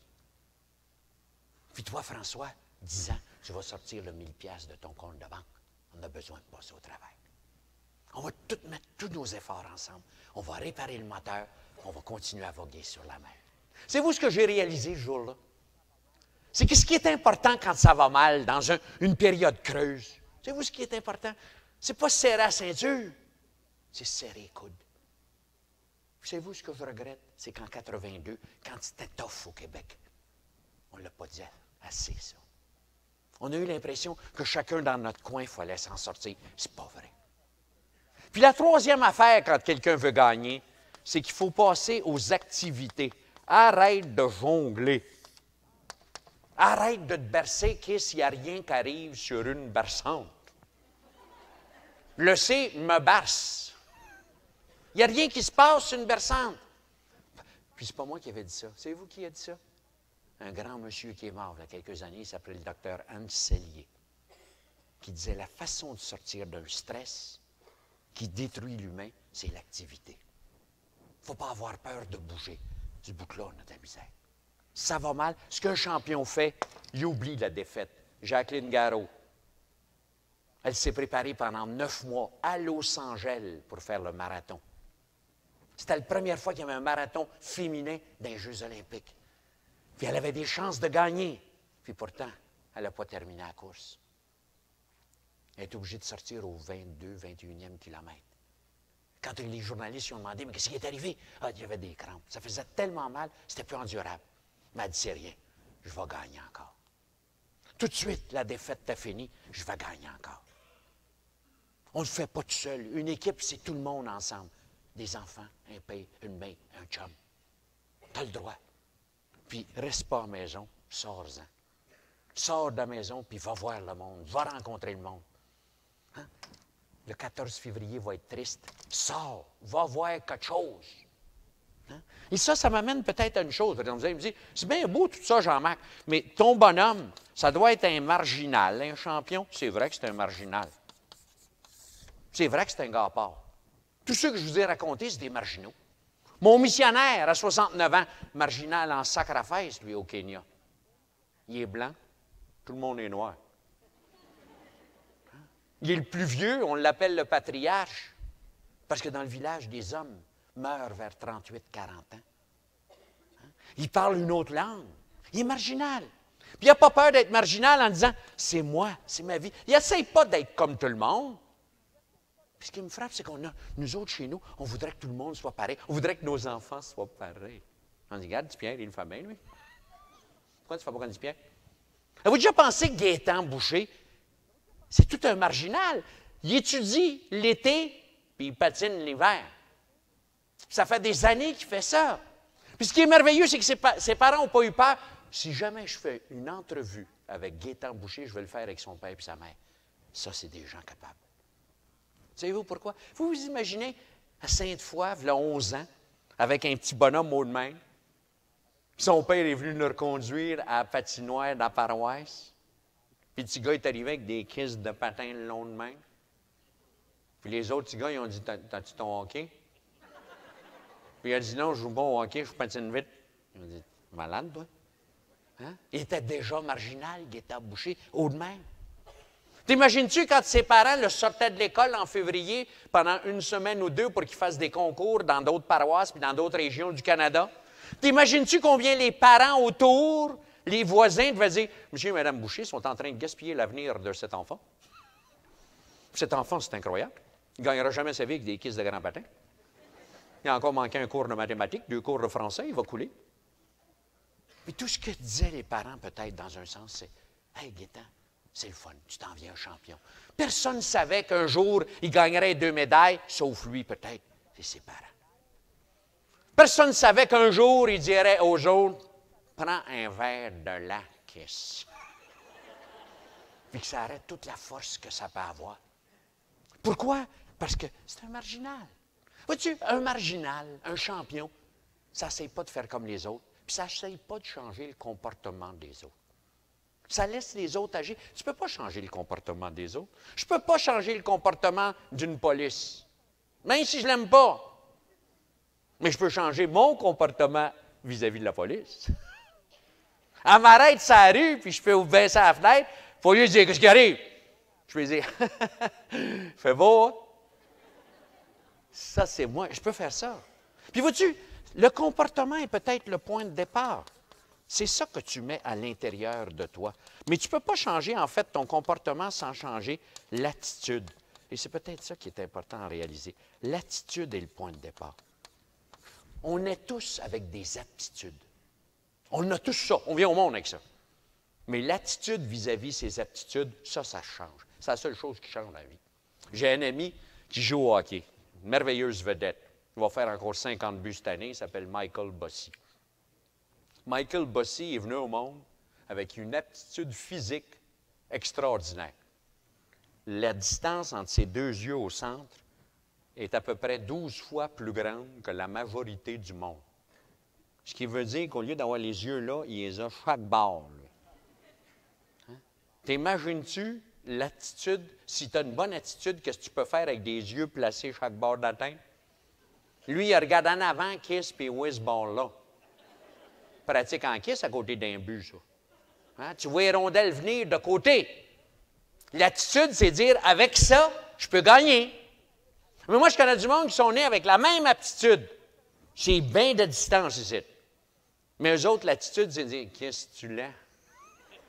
T'es écœurant de là demain, il n'y a rien à faire, je suis là, moi, pas en table. Michael Bossy, lui, il fait 50 buts par année avec. C'est ça qu'il faut changer, l'attitude à l'intérieur. Puis l'attitude veut dire une chose, peut-être, en parlant de comportement. C'est peut-être, dans le fond, une attitude de respect. J'avais commencé par dire tolérance il y a quelques mois, peut-être un an. J'aime pas ça, tolérance. C'est pas tolérer, c'est de respecter l'autre. De respecter la personne à côté de toi. Hein, je suis en train de préparer avec maman peut-être un jour quelque chose qui sera publié sur une partie de la recette. Comment Jean-Marc et Céline ont réussi à vivre ensemble tant d'années. Puis je pense qu'une partie de l'affaire est dans ce mot-là. De ne pas essayer de changer l'autre, mais essayer de dire que l'attitude tu as vis-à-vis de l'autre. Je n'ai pas essayé de changer maman, et j'espère qu'elle n'essaye pas de changer Jean-Marc, parce qu'il n'est pas changeable. Mais c'est ça la vie. Puis ça, une fois que tu as compris ça, tu transportes ça chez des enfants, puis tu dis des choses comme j'ai dit à Radio-Québec il y a quelques mois, puis qui a fait une révolution dans la famille, parce qu'à Radio-Québec, l'intervieweuse m'a demandé à un moment donné, qu'est-ce que tu as appris d'important, tu penses, dans les dernières années? Puis j'ai dit, peut-être appris une chose au sujet de ma famille. C'est que ce n'est pas moi qui marie les gars puis les filles que mes enfants marient. J'ai rien à voir là-dedans. J'ai pas d'affaire à aimer la femme. Même si je l'aime pas, elle n'en veut rien. Mais je t'ai invité aux noces, c'est pas pour sanctionner le mariage. Je t'ai invité aux noces pour faire partie de la fête. C'est elle, c'est lui qui se marie, pas moi. J'ai réalisé ça. Une forme de respect. Quand je suis arrivé à la maison, il y avait 3 de mes enfants qui sont mariés à la maison. Un gars, il dit, t'aimes pas ma femme, là? Ben, j'ai dit, c'est pas exactement ça, mais il y a une question de respect là-dedans. Puis quand on s'en va, quand on l'a par rapport à une famille, épouse, époux, par rapport à des enfants, on le transpose dans une entreprise. Puis c'est peut-être ça qui accroche dans notre commerce, dans nos entreprises chez nous. On ne respecte pas les clients. J'ai travaillé l'autre fois avec une compagnie qui vend de la melasse. Puis le président m'expliquait que la vente de melasse baisse au Québec. Puis là, j'ai juste demandé, n'as-tu déjà servi de la melasse, toi, avec ton kiss de peau de melasse? Il dit non, mais c'est ça l'erreur. Parce que kiss, il vient collant tout de suite, le kiss de peau. Moi, j'ai 54 ans, puis quand j'étais petit, j'aime ça de la melasse. La mère, elle mettait une soucoupe en dessous du pot de melasse dans l'armoire parce que ça venait collant. J'ai 54 ans, chez nous, j'ai une soucoupe en dessous du kiss de plat. Change le pot. On aime ça de la melasse. On est écœurés d'être collés. Mais le gars, il ne savait pas. Non, le gars, c'est un pot standard. Ils ont toujours eu ce pot-là. C'est le pot standard normal, là, la melasse. Puis il rentre bien dans les caisses. Il faudrait qu'il refasse les caisses de carton. Puis les caisses rentrent bien dans le troc. Ça donne juste la bonne grandeur de troc avec la bonne caisse puis la bonne pot. Puis, tu te promènes partout. Allez, au centre d'achat Rockland. Avez-vous une chance de visiter ce centre d'achat Rockland? Qui est le long du métropolitain puis de l'autoroute des Laurentides, là. Ça, ils viennent de leur faire tout couvert, toute une affaire extraordinaire. Ils ont fait un parking aussi.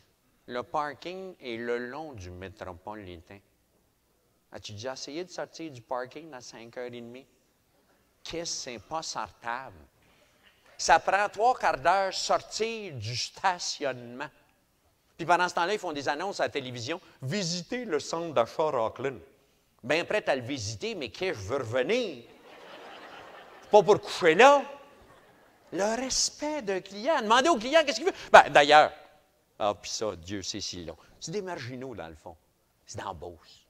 Vous avez remarqué comment les Beaucerons sont marginales par rapport à tous nous autres? Ils n'ont pas peur d'être un peu différents, mais ils ont un respect de comment les gens fonctionnent. Ils ont un respect de la clientèle. C'est pour ça qu'ils font des entreprises rentables. Il y en a une que j'ai dans la tête, que je trouve extraordinaire. Ils font des bicycles, ProCycle. Ils font des bicyclettes. Ils ont commencé à faire des bicyclettes, eux autres, il y a quelques années, quand les bicyclettes au Canada, ça allait de même. CCM n'arrachait à Toronto, ils ont fait faillite depuis. ProCycle a racheté l'équipement. Deuxième plus gros fabricant de bicyclettes en Amérique du Nord à l'heure actuelle. Je demande au président, je dis, mais comment tu as fait pour savoir quel modèle de bicyclette faire? Ben, il dit, on a fait une enquête de marché. Ah, je dis, c'est le fun, tu as demandé à des consultants de faire une enquête. Je dis, non, non, pas des consultants. Il dit, des consultants, on l'a fait nous autres mêmes. Moi, j'ai fait l'enquête. Ah, je dis, c'est le fun. Je dis, tu allais voir des adultes, puis leur demandais quelle sorte de bicyclette ils voulaient. Ah, il dit, pas des adultes, parce que les adultes n'achètent pas beaucoup de bicyclettes. Une bicyclette dans leur vie. Non, on est allé voir des petits gars et des petites filles de 8 à 12 ans. Ça achète un voyage de bicyclette. Ah, j'ai dit, c'est fun. J'ai dit, tu leur demandais quelle sorte de bicyclette ils voulaient, les petits-enfants. Ils disent, non, non. Ah, ils faisaient ça mieux que ça. Ils disaient, on allait dans une ville, on réunissait une dizaine de jeunes, de 8 à 12. On les amenait dans un restaurant. On leur servait un gros hamburger, une grosse patate et un gros coke. Puis quand ils étaient après manger, bien fiers, là, j'avais un dessinateur avec moi qui installait des cartons sur ses trépieds. Puis là, je disais aux enfants, vous allez dire au monsieur quelle sorte de bicyclette vous aimeriez avoir. Puis le monsieur, il va les dessiner. Puis un jour, il y a un petit gars qui est venu me voir, puis il dit, on en dessinait des bicyclettes, 4 ou 5 par session. Magnifique bicyclette. Mais il dit, un jour, il y a un petit gars qui est venu me voir, puis il a dit, moi, monsieur, j'aimerais ça avoir un bicycle avec un siège mince, mince, mince, mince. Puis long, long, long. Mais ça irait plus vite. Puis dis-moi, j'ai regardé le petit gars qui a souri, mais j'ai dit, tu vas être mal assis sur un siège de même. À chaque caisse de bosse, le siège va remonter. Tu vas être très souffrant des sièges minces, minces de même. Puis le petit gars va regarder avec un sourire, il a dit, c'est pas grave, m'assis jamais. C'est-tu le fun, hein? L'avoir demandé. Pendant ce temps-là, chez CCM, ils avaient un comité d'ingénieurs qui faisait une étude sur la grandeur moyenne des bassins des enfants de 8 à 12 afin de dessiner des selles qui ne déforment pas les eaux du bassin. Mais qu'est-ce qu'il s'assied jamais sur le siège? On ne fait jamais cette démarche de respect dans la vie. Et pour moi, c'est par là que ça part. Mais tout ça m'amène à une chose. Qu'est-ce qui fait que quelqu'un veut gagner? Qu'est-ce qui fait? Puis là, je l'ai trouvé en revenant dans l'avion du Kenya. Je suis assis avec ma femme, puis j'étais prêt à jaser, puis d'un coup, je dis à ma femme, oh, je viens de faire une découverte. Elle dit quoi? J'ai dit, sais-tu pourquoi on appelle ça des missionnaires? Elle dit non, pourquoi? Mais je ne sais pas s'ils ont une mission. Oh, elle dit, tu fais des découvertes l'après-midi, toi? Mais pour moi, c'est une découverte. Parce que je venais de découvrir une chose, je pense, qui accroche. Le mot espoir, ici, il s'accroche sur mission. Tu as de l'espoir quand tu sens qu'il y a un sens à faire quelque chose dans la vie. Puis le problème, c'est qu'on n'a plus ce sens-là. Qu'est-ce que tu es venu faire sur la terre? Tu es venu changer quoi? Tu as passé X années sur Terre à faire quoi? Quand j'ai fini à l'École des hautes études commerciales, 1954, dans ce temps-là, c'était plus catholique que de nos jours. On avait des aumôniers dans les facultés. On avait un extraordinaire aumônier, il s'appelait l'abbé Latour. Ah, l'abbé Latour était merveilleux. Puis pour les finissants, cette année-là, en 54, il nous a dit qu'il était pour nous lire un extrait de l'Évangile. On s'en doutait bien. Mais ce qu'il a ajouté, c'est qu'il était pour nous lire la Passion selon saint Marc. Puis là, on lui a expliqué qu'un kiss, il ne pourra pas prendre quelque chose de plus court. Tu sais, tu n'es pas le dimanche des rameaux, il doit y avoir des affaires plus courtes comme histoire. Puis là, il est parti à rire parce qu'il nous connaissait tellement. Puis il a dit, non, non, je ne vous lirai pas tout, je vais vous lire juste une petite histoire dans l'Évangile. Savez-vous ce que c'est l'histoire? C'est un gars qui est dans la maison, il est à prendre une douche. Il est flambant nu, qui est prendre une douche? Un gars prend une douche tout nu. Puis à un moment donné, il entend un vacarme dehors. Il dit, serpent, pour moi, il y a une révolution. Il part en courant, puis il vient pour sortir, pour aller voir qu'est-ce qui se passe. Puis il est tout nu. Il dit, je ne peux pas sortir de même. Il regarde autour. Il y a une couverture de laine. Il prend la couverte, puis il la met sur le dos, puis il part parmi le monde. Puis il dit aux gens, hey, qu'est-ce qui se passe? Les gars, ils disent, parle-moi-en pas. Il y a un gars dans le milieu qui fait des miracles. Va le voir. Le gars part à travers tout le monde avec sa couverture. Mais comme de nos jours, dans ce temps-là, il avait des jeunes. Les jeunes l'ont regardé, puis ils ont dit, on y joue-tu un tour? Ça a pris 2 minutes, ils ont tiré sa caisse de couvercle. Le gars flambant nu parmi tout le monde. Le premier nu vite de l'histoire. Il part en courant, puis il rentre dans la maison. Puis l'abbé Latour nous a tous regardés, je m'en rappellerai toujours, 54. Puis il a dit ça, l'histoire finit là. Tu peux l'enlever de la passion selon saint Marc, ça ne change rien. Ça ne change rien. Puis là, il nous avait dit en terminant, ceci symbolise tous ceux qui apparaissent sur terre et disparaissent. Tu dis, qu'est-ce qu'il est venu faire quoi dans le bout? Il a changé quoi? Vous rappelez-vous, il y a quelques années, je disais, vous avez déjà vu dans les cimetières comment on met ça sur les pierres tombales? Même à Sherbrooke, c'est marqué de même. Tu as la date d'arrivée du gars, tu as la date de départ du gars, puis pour symboliser et résumer 84 ans à Sherbrooke, un trait d'union d'un pouce écart. Et le trait d'union n'est même pas croche. Pire que ça, tu as d'autres monuments, tu as la date d'arrivée du gars, tu as le trait d'union parce qu'on sait c'est ça qu'il va faire. Mais on n'a pas la date de départ encore. Il n'a pas perdu sa couverte. C'est pas ça qui accroche chez nos jeunes. C'est pas ça qui accroche dans nos propres vies. Regardez les jeunes, l'autre fois, un petit bonhomme, il est haut de même. J'ai dit, il joue avec un camion de pompiers. J'ai dit, t'aimes ça, un camion de pompiers? On va faire un pompier plus tard, toi. Il me regarde, il dit, ben oui, on doit faire un pompier. La ville n'engage plus. Mais comment se fait qu'un enfant de 8 ans, 7 ans sait que c'est la ville qui engage des pompiers? Quand j'étais petit, moi, il y avait une mission. Les pompiers avaient une mission à faire. On n'a plus ça. On a perdu cette mission-là dans la vie. Nos jeunes sont pareils. Ils arrivent à l'école puis ils veulent faire quelque chose. On les décourage tout de suite. La jeune fille dit, ou le jeune garçon, je veux faire infirmier dans un hôpital. Non, non, ça c'est contingenté, c'est fermé, ça c'est plus payant. Ils ont même baissé les payes l'an passé. Mort. Le petit gars, il dit, j'aimerais ça enseigner. Ils n'en prennent plus, ça baisse beaucoup. Il manque d'élèves. Les enfants, les natalités ont baissé, il n'y a plus d'élèves. C'est bien mieux de prendre l'électronique. L'informatique. Ils n'aiment pas ça, l'informatique. Le petit gars arrive en secondaire 5, tout fier. Puis il dit au professeur, je veux prendre dans les arts plastiques, je voudrais prendre la photo. La photographie, j'ai pratiqué avec l'appareil de mon père, je veux prendre des photos. Puis on dit, tu n'as pas le droit de prendre la photo en arts plastiques en secondaire 5 parce que tu n'étais pas dans le cours d'arts plastiques en secondaire 1. T'es fourré. Mais encore de la place dans le cours de couture, si ça te tente. Qu'est-ce, c'est pas des culottes qu'il veut faire, c'est des portraits. Hein? Puis si on continue comme ça, on défait les rêves continuellement. J'ai une fille qui vient d'accoucher il y a quelques jours, ici à Québec. Puis ça me rappelle toute l'histoire du gendre et de cette fille-là. Il y a quelques années, il y a à peu près 4 ans, elle a commencé à sortir avec le jeune garçon qui est devenu son mari.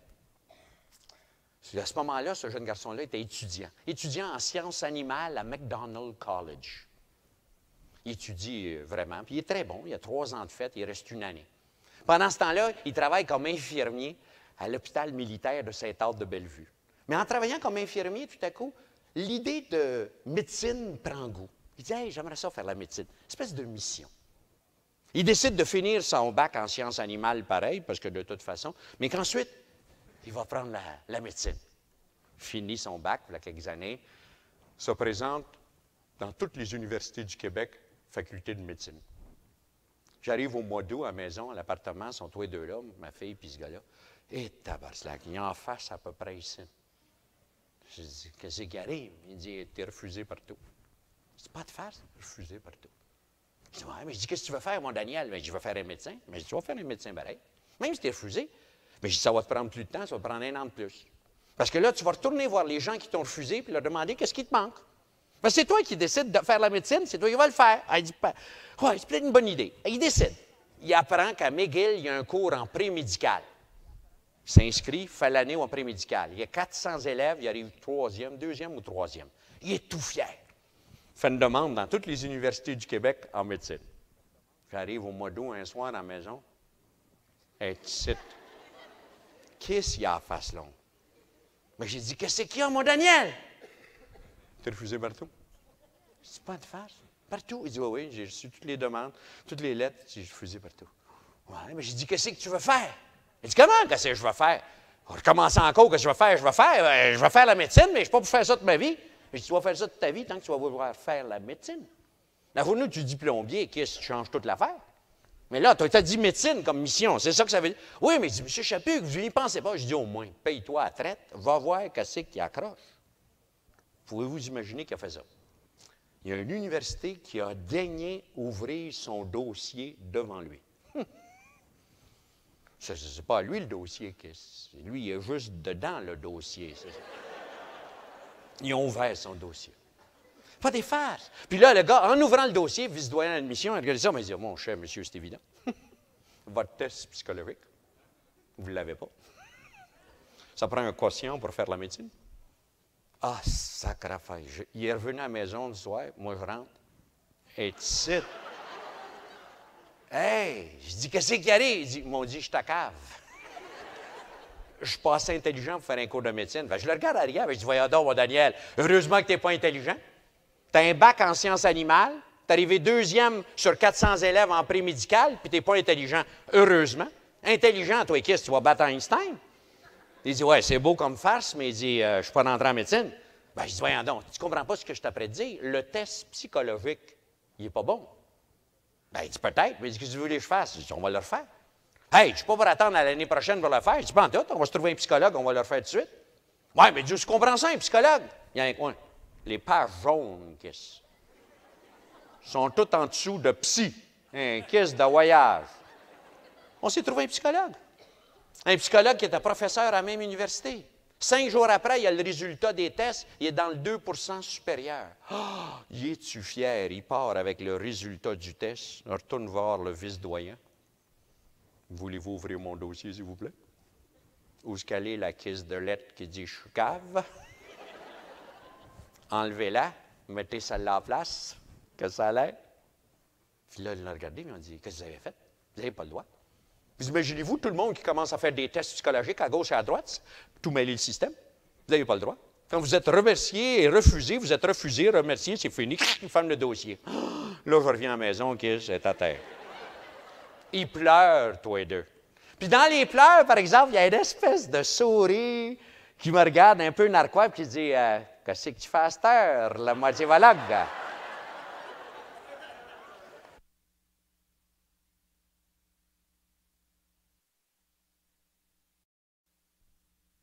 Puis je vais vous avouer franchement, moi tout, je suis fourré, là. Je n'ai pas la solution. Je ne suis pas un spécialiste dans les entrées en médecine, moi, là. Il me vient une idée. À l'école des hautes études, on nous avait enseigné une théorie de shotgun operation. Je dis, mon Daniel, on fait le shotgun. Il dit, c'est quoi ça? Je dis, quand est-ce que ça commence la médecine? Il dit, le 4 septembre. Le 4, tu rentres en classe, tu commences la médecine. Il dit, oui, mais il dit, on s'en apercevra. Quand tu s'en apercevras, tu diras au gars, l'a eu une erreur.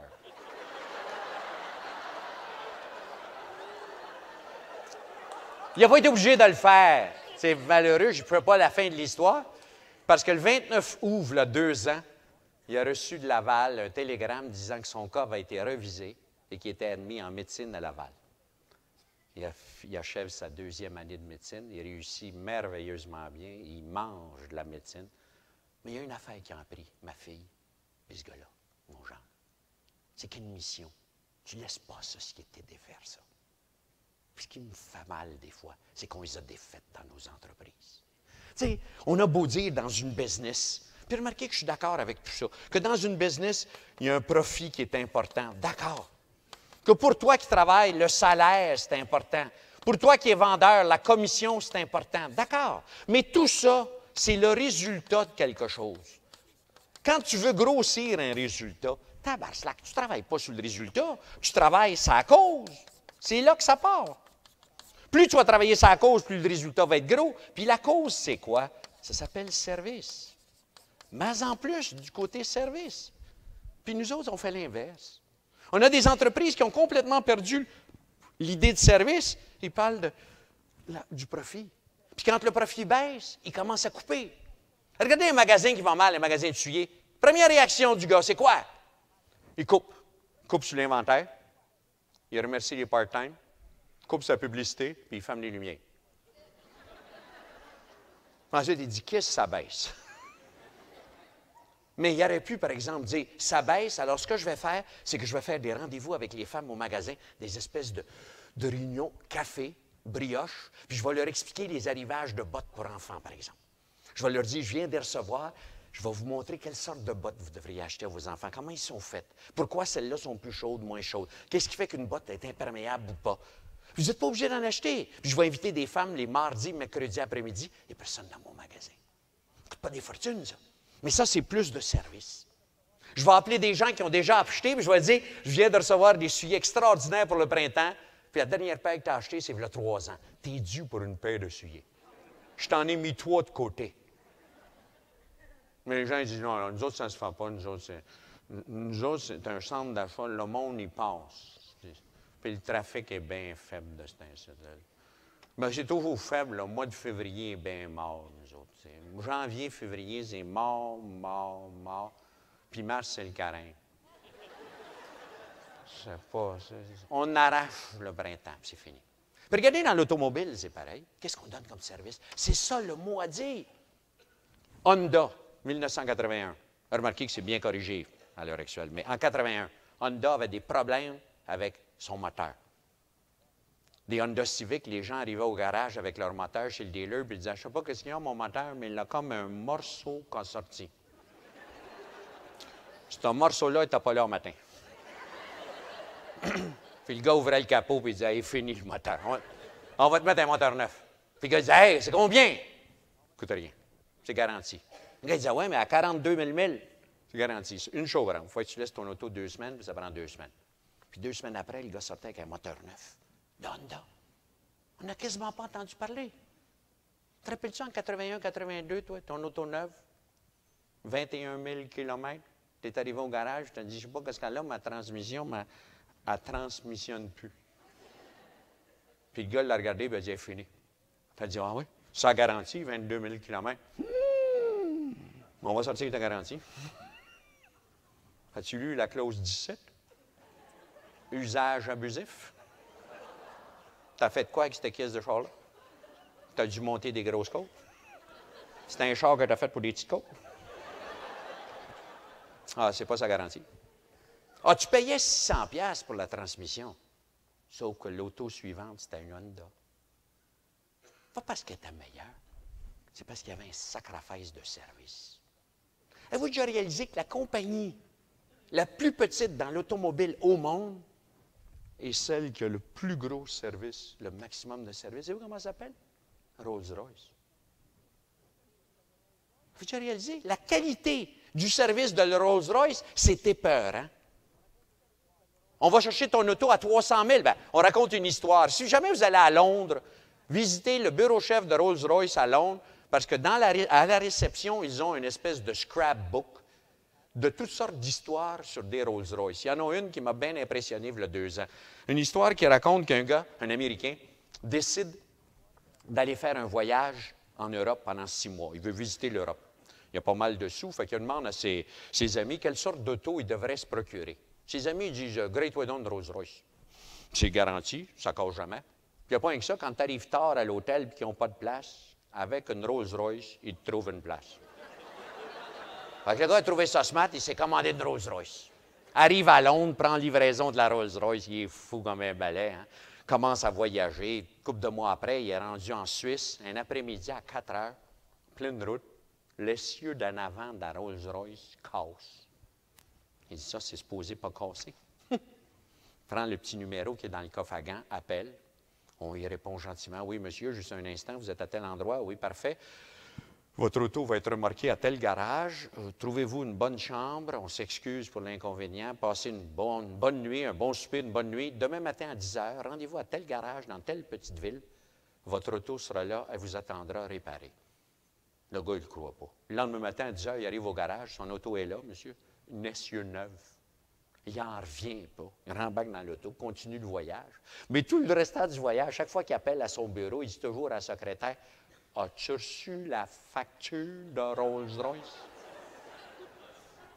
Elle doit être facture. Hein? Il n'y a pas de facture. 4 mois après, il revient chez eux à son bureau. Ils n'ont pas reçu de facture. Il décide d'envoyer un télégramme à Rolls-Royce. Puis il leur dit, moi, j'ai eu une Rolls-Royce, essieu d'avant à casser en Suisse, à telle place. Vous l'avez réparé dans la nuit. Le lendemain matin, je suis reparti avec ma voiture. Je n'ai jamais eu la facture. Je vous donne 2 semaines pour m'envoyer la facture. Si au bout de 2 semaines, je n'ai pas acquise de facture, fini.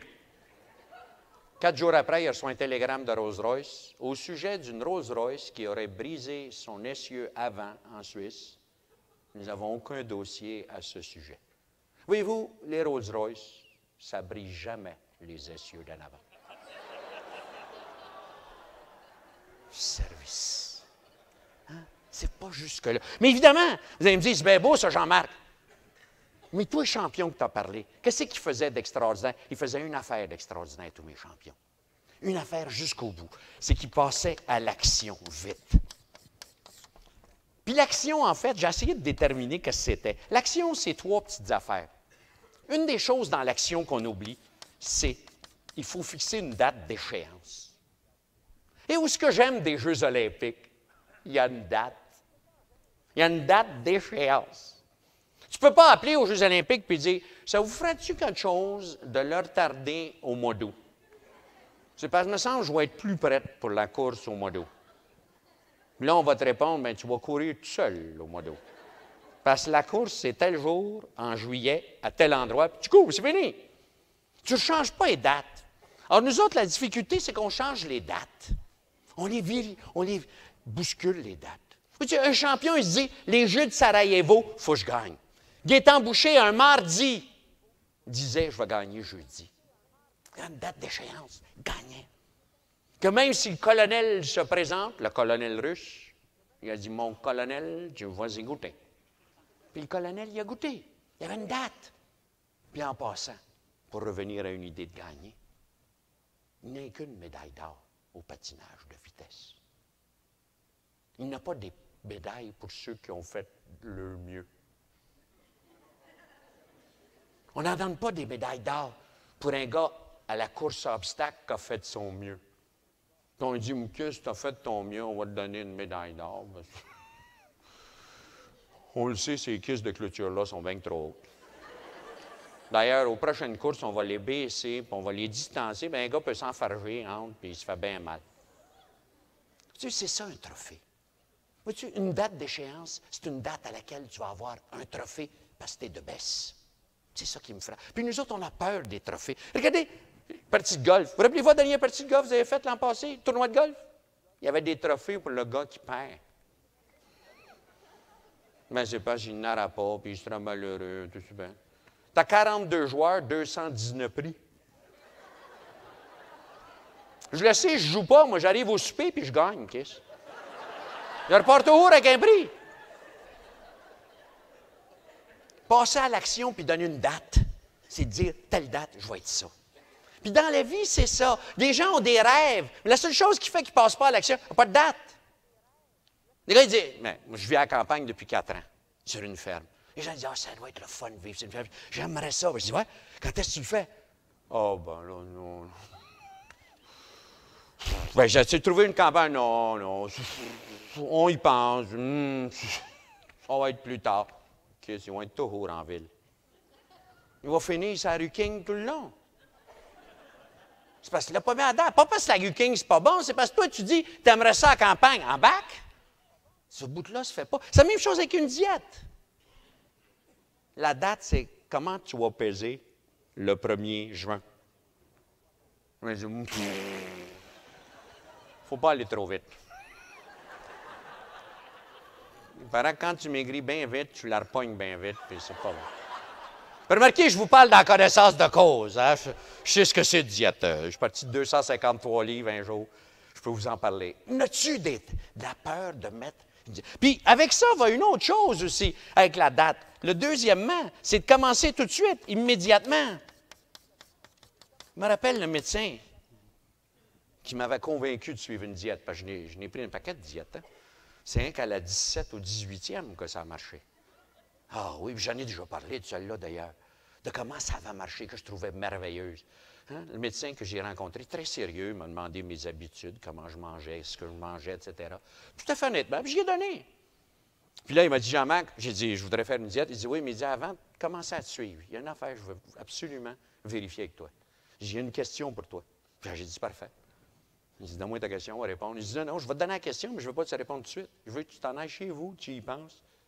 Quand tu reviendras, tu me donneras ta réponse. Si tu ne reviens pas, je l'aurai eu, ta réponse. Ah, j'ai dit, parfait, c'est quoi la question? Puis il m'a regardé avec un sourire, je me rappellerai toujours. Ce mot, c'est un bon doc. Il m'avait dit, t'as où es-tu? Si.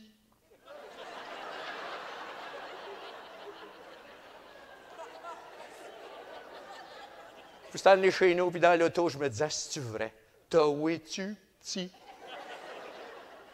Puis le problème des gros, savez-vous c'est quoi? Ils ne se voient pas petits.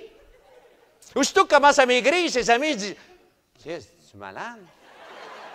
Il me semble que tu as de l'air plus pâle. Tu dis, ça y est, vois-tu? C'est pas moi. Je me sens pas bien.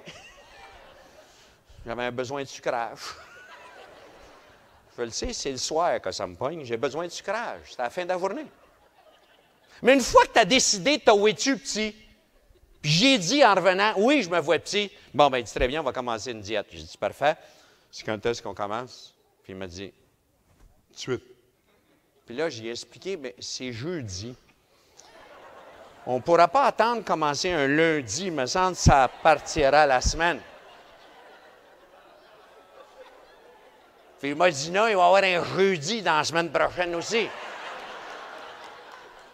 Puis je commençais à saisir qu'est-ce qu'il me disait.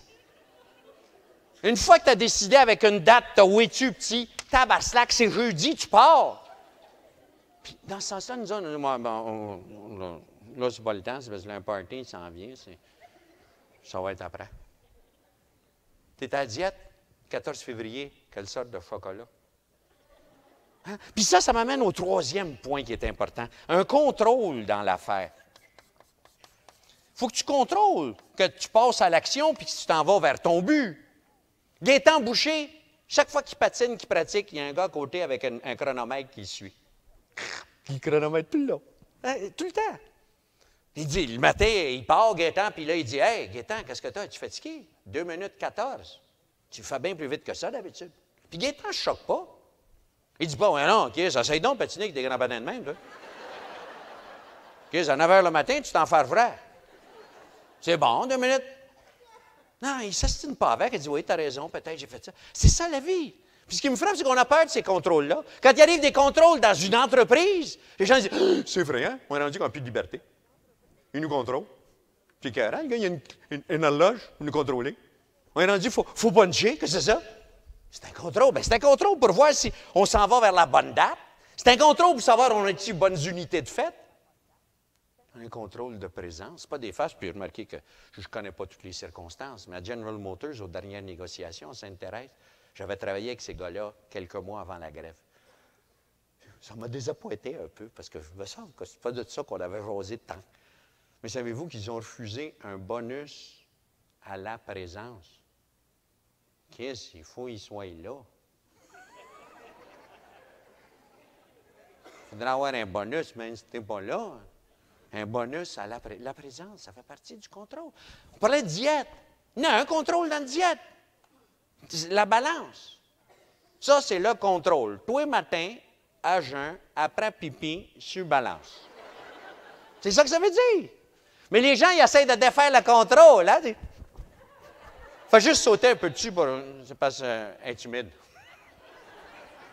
C'est les kisses de plancher de tuiles, ça met toute l'humidité dans la balance. Pour ça, les balances électroniques, c'est très sujet à l'humidité. D'ailleurs, je le sais, je pêche toujours plus l'été. Vois-tu, il n'y a pas des balances avec 2 cadrans. Avant les pinottes, puis après les pinottes. Tu as juste un cadran. Toi au complet, les pinottes avec. Ça. Ce qu'un champion sait, c'est qu'il faut qu'il y ait un contrôle, puis il n'a pas peur de l'accepter, puis dire, c'est ça que ça prend. C'est ça un champion. Puis tout le long que je préparais ça, tout le long que je vous en parle la soir, je vous regarde tous, puis il y en a qui sont venus me voir, il y en a qui sont venus me parler. Puis je me dis, dans le fond, qu'est-ce que vous êtes tous des champions? Vous êtes tous des champions. On a tout ça à l'intérieur, ce que j'ai dit là. On a juste à secouer un peu, puis on retrouve tout ça à l'intérieur de chacun de nous autres. Puis je me dis, comment ça se fait qu'on ne peut pas le passer à des jeunes? Comment ça se fait que des jeunes ont campé sur le lac Ossisco au lieu de dire, tabarnak, on va s'en faire une job? Comment ça se fait qu'on a toute une jeunesse qui n'a jamais été aussi éduquée, puis qui n'est pas capable d'en sortir? Ils sont pas capables de leur dire. Puis j'ai rencontré un monsieur que j'admire beaucoup aux États-Unis il y a peut-être un an et demi. Puis j'ai parlé un peu de cette préoccupation-là. Le gars s'appelle Hug Mandino, qui a écrit des livres sur la vente, merveilleux, des tirages incroyables, mais des beaux livres. Puis Hug Mandino me disait, ce que tu me racontes là, c'est l'histoire du canard. J'ai dit, comment le canard? Bien, il dit, il y a quelques années, un de mes enfants, un petit jeune enfant, est revenu de la maternelle à la fin de l'année, puis il avait fait tirer toutes les affaires qui avaient servi durant l'année. Puis il dit, lui, il avait gagné le petit canard jaune. Le toi kiss d'affaires qu'il aurait pu gagner, il fallait qu'il gagne le canard. Fait qu'il dit, que je n'étais pas pour y faire mal au canard, fait que j'ai fait un beau petit enclos avec une petite clôture d'1,5 pied au canard, puis je l'ai mis là-dedans. Puis contrairement à la statistique qui devait prouver que le kiss de canard devait mourir, il n'est pas mort. Au lieu de ça, dans les mois qui ont suivi, il est devenu un grand canard blanc avec des grandes ailes. Puis il avait une mauvaise habitude, à 5h30 le matin, le sacrifice de canard partait à quack, quack, quack. Puis il était juste à ma fenêtre de chambre. Fait que j'ouvrais le store, puis je le regardais, le canard, puis je le regardais faire, puis je me disais, s'il savait qu'il y avait des grandes ailes blanches, il sauterait-tu la sacrifice de clôture d'1,5 pied, au lieu de crier comme un perdu? Il passerait par-dessus. Mais il est là avec ses ailes, puis on l'a tellement bien domestiqué qu'il ne s'en sert pas. Puis on a fait des farces, Mandino puis moi, puis on disait, ça nous prendrait une école à canard. Une école à canard qui enseignerait aux canards comment se servir des ailes. Bien, pouvez-vous imaginer qu'il y a à peu près 6 mois, un Américain, à qui j'avais parlé de ça aussi, m'a envoyé un article de journal. En Californie, un Américain a parti une école de canards. Rien que là, ça me partit. Une école à canards. Où il enseigne aux canards à voler. Ah, j'en revenais pas, j'ai commencé à lire ça, j'ai dit, ça doit être un docteur en aéronautique. Pas en tout, c'était une pure flux. Le gars, il avait une grande cage, comme une volière, à peu près 25 pieds de haut, dans lequel il y avait des grands oiseaux comme des outardes. Puis un jour, pour nettoyer l'étang à canards, pour pas que les canards partent partout, il les a pris et les a mis dans la volière avec les outardes.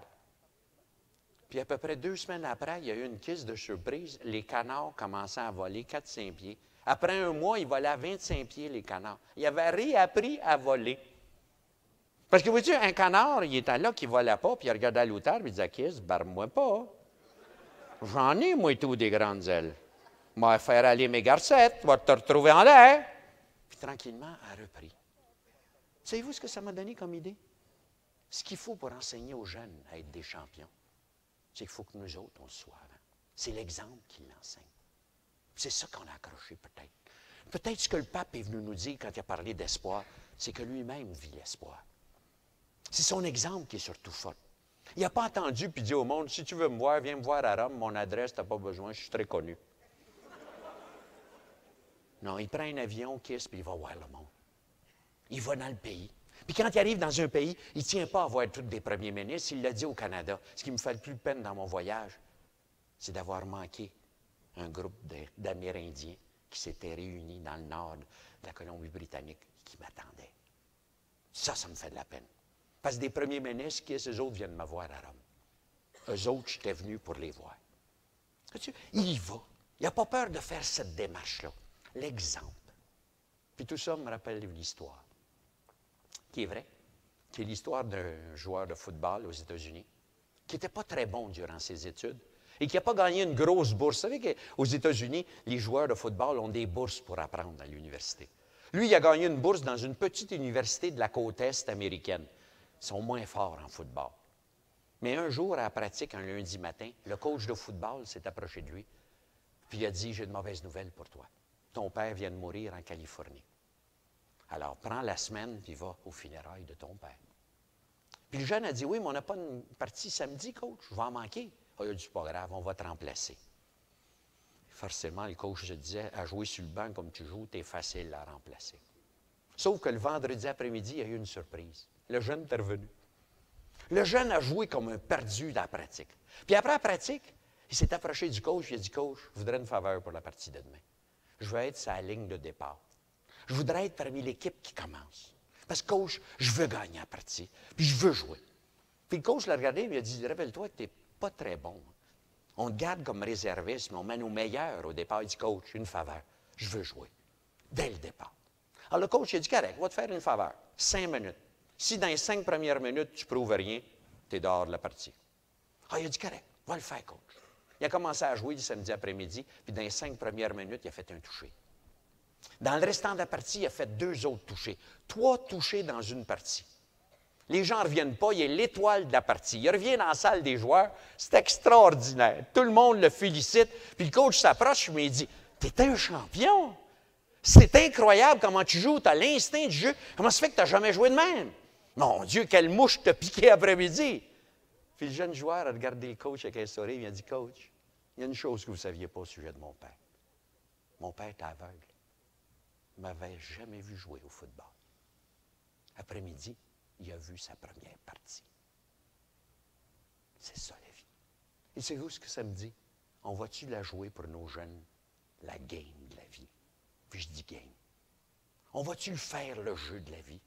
On va-tu leur dire, comme mes gars puis mes femmes de Carleton Auger, que ça vaut à peine de passer à travers le traitement pour la vie, pour vivre? On va-tu leur dire qu'il y a une place pour eux autres dans notre société? C'est ça que le jeune a dit.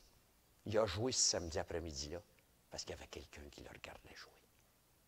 As-tu réalisé que toi, le champion? Toi, la championne. Puis toi, le champion. Parce que c'est toi. Il y a quelqu'un qui te regarde. Vas-tu jouer en champion? Bonne chance.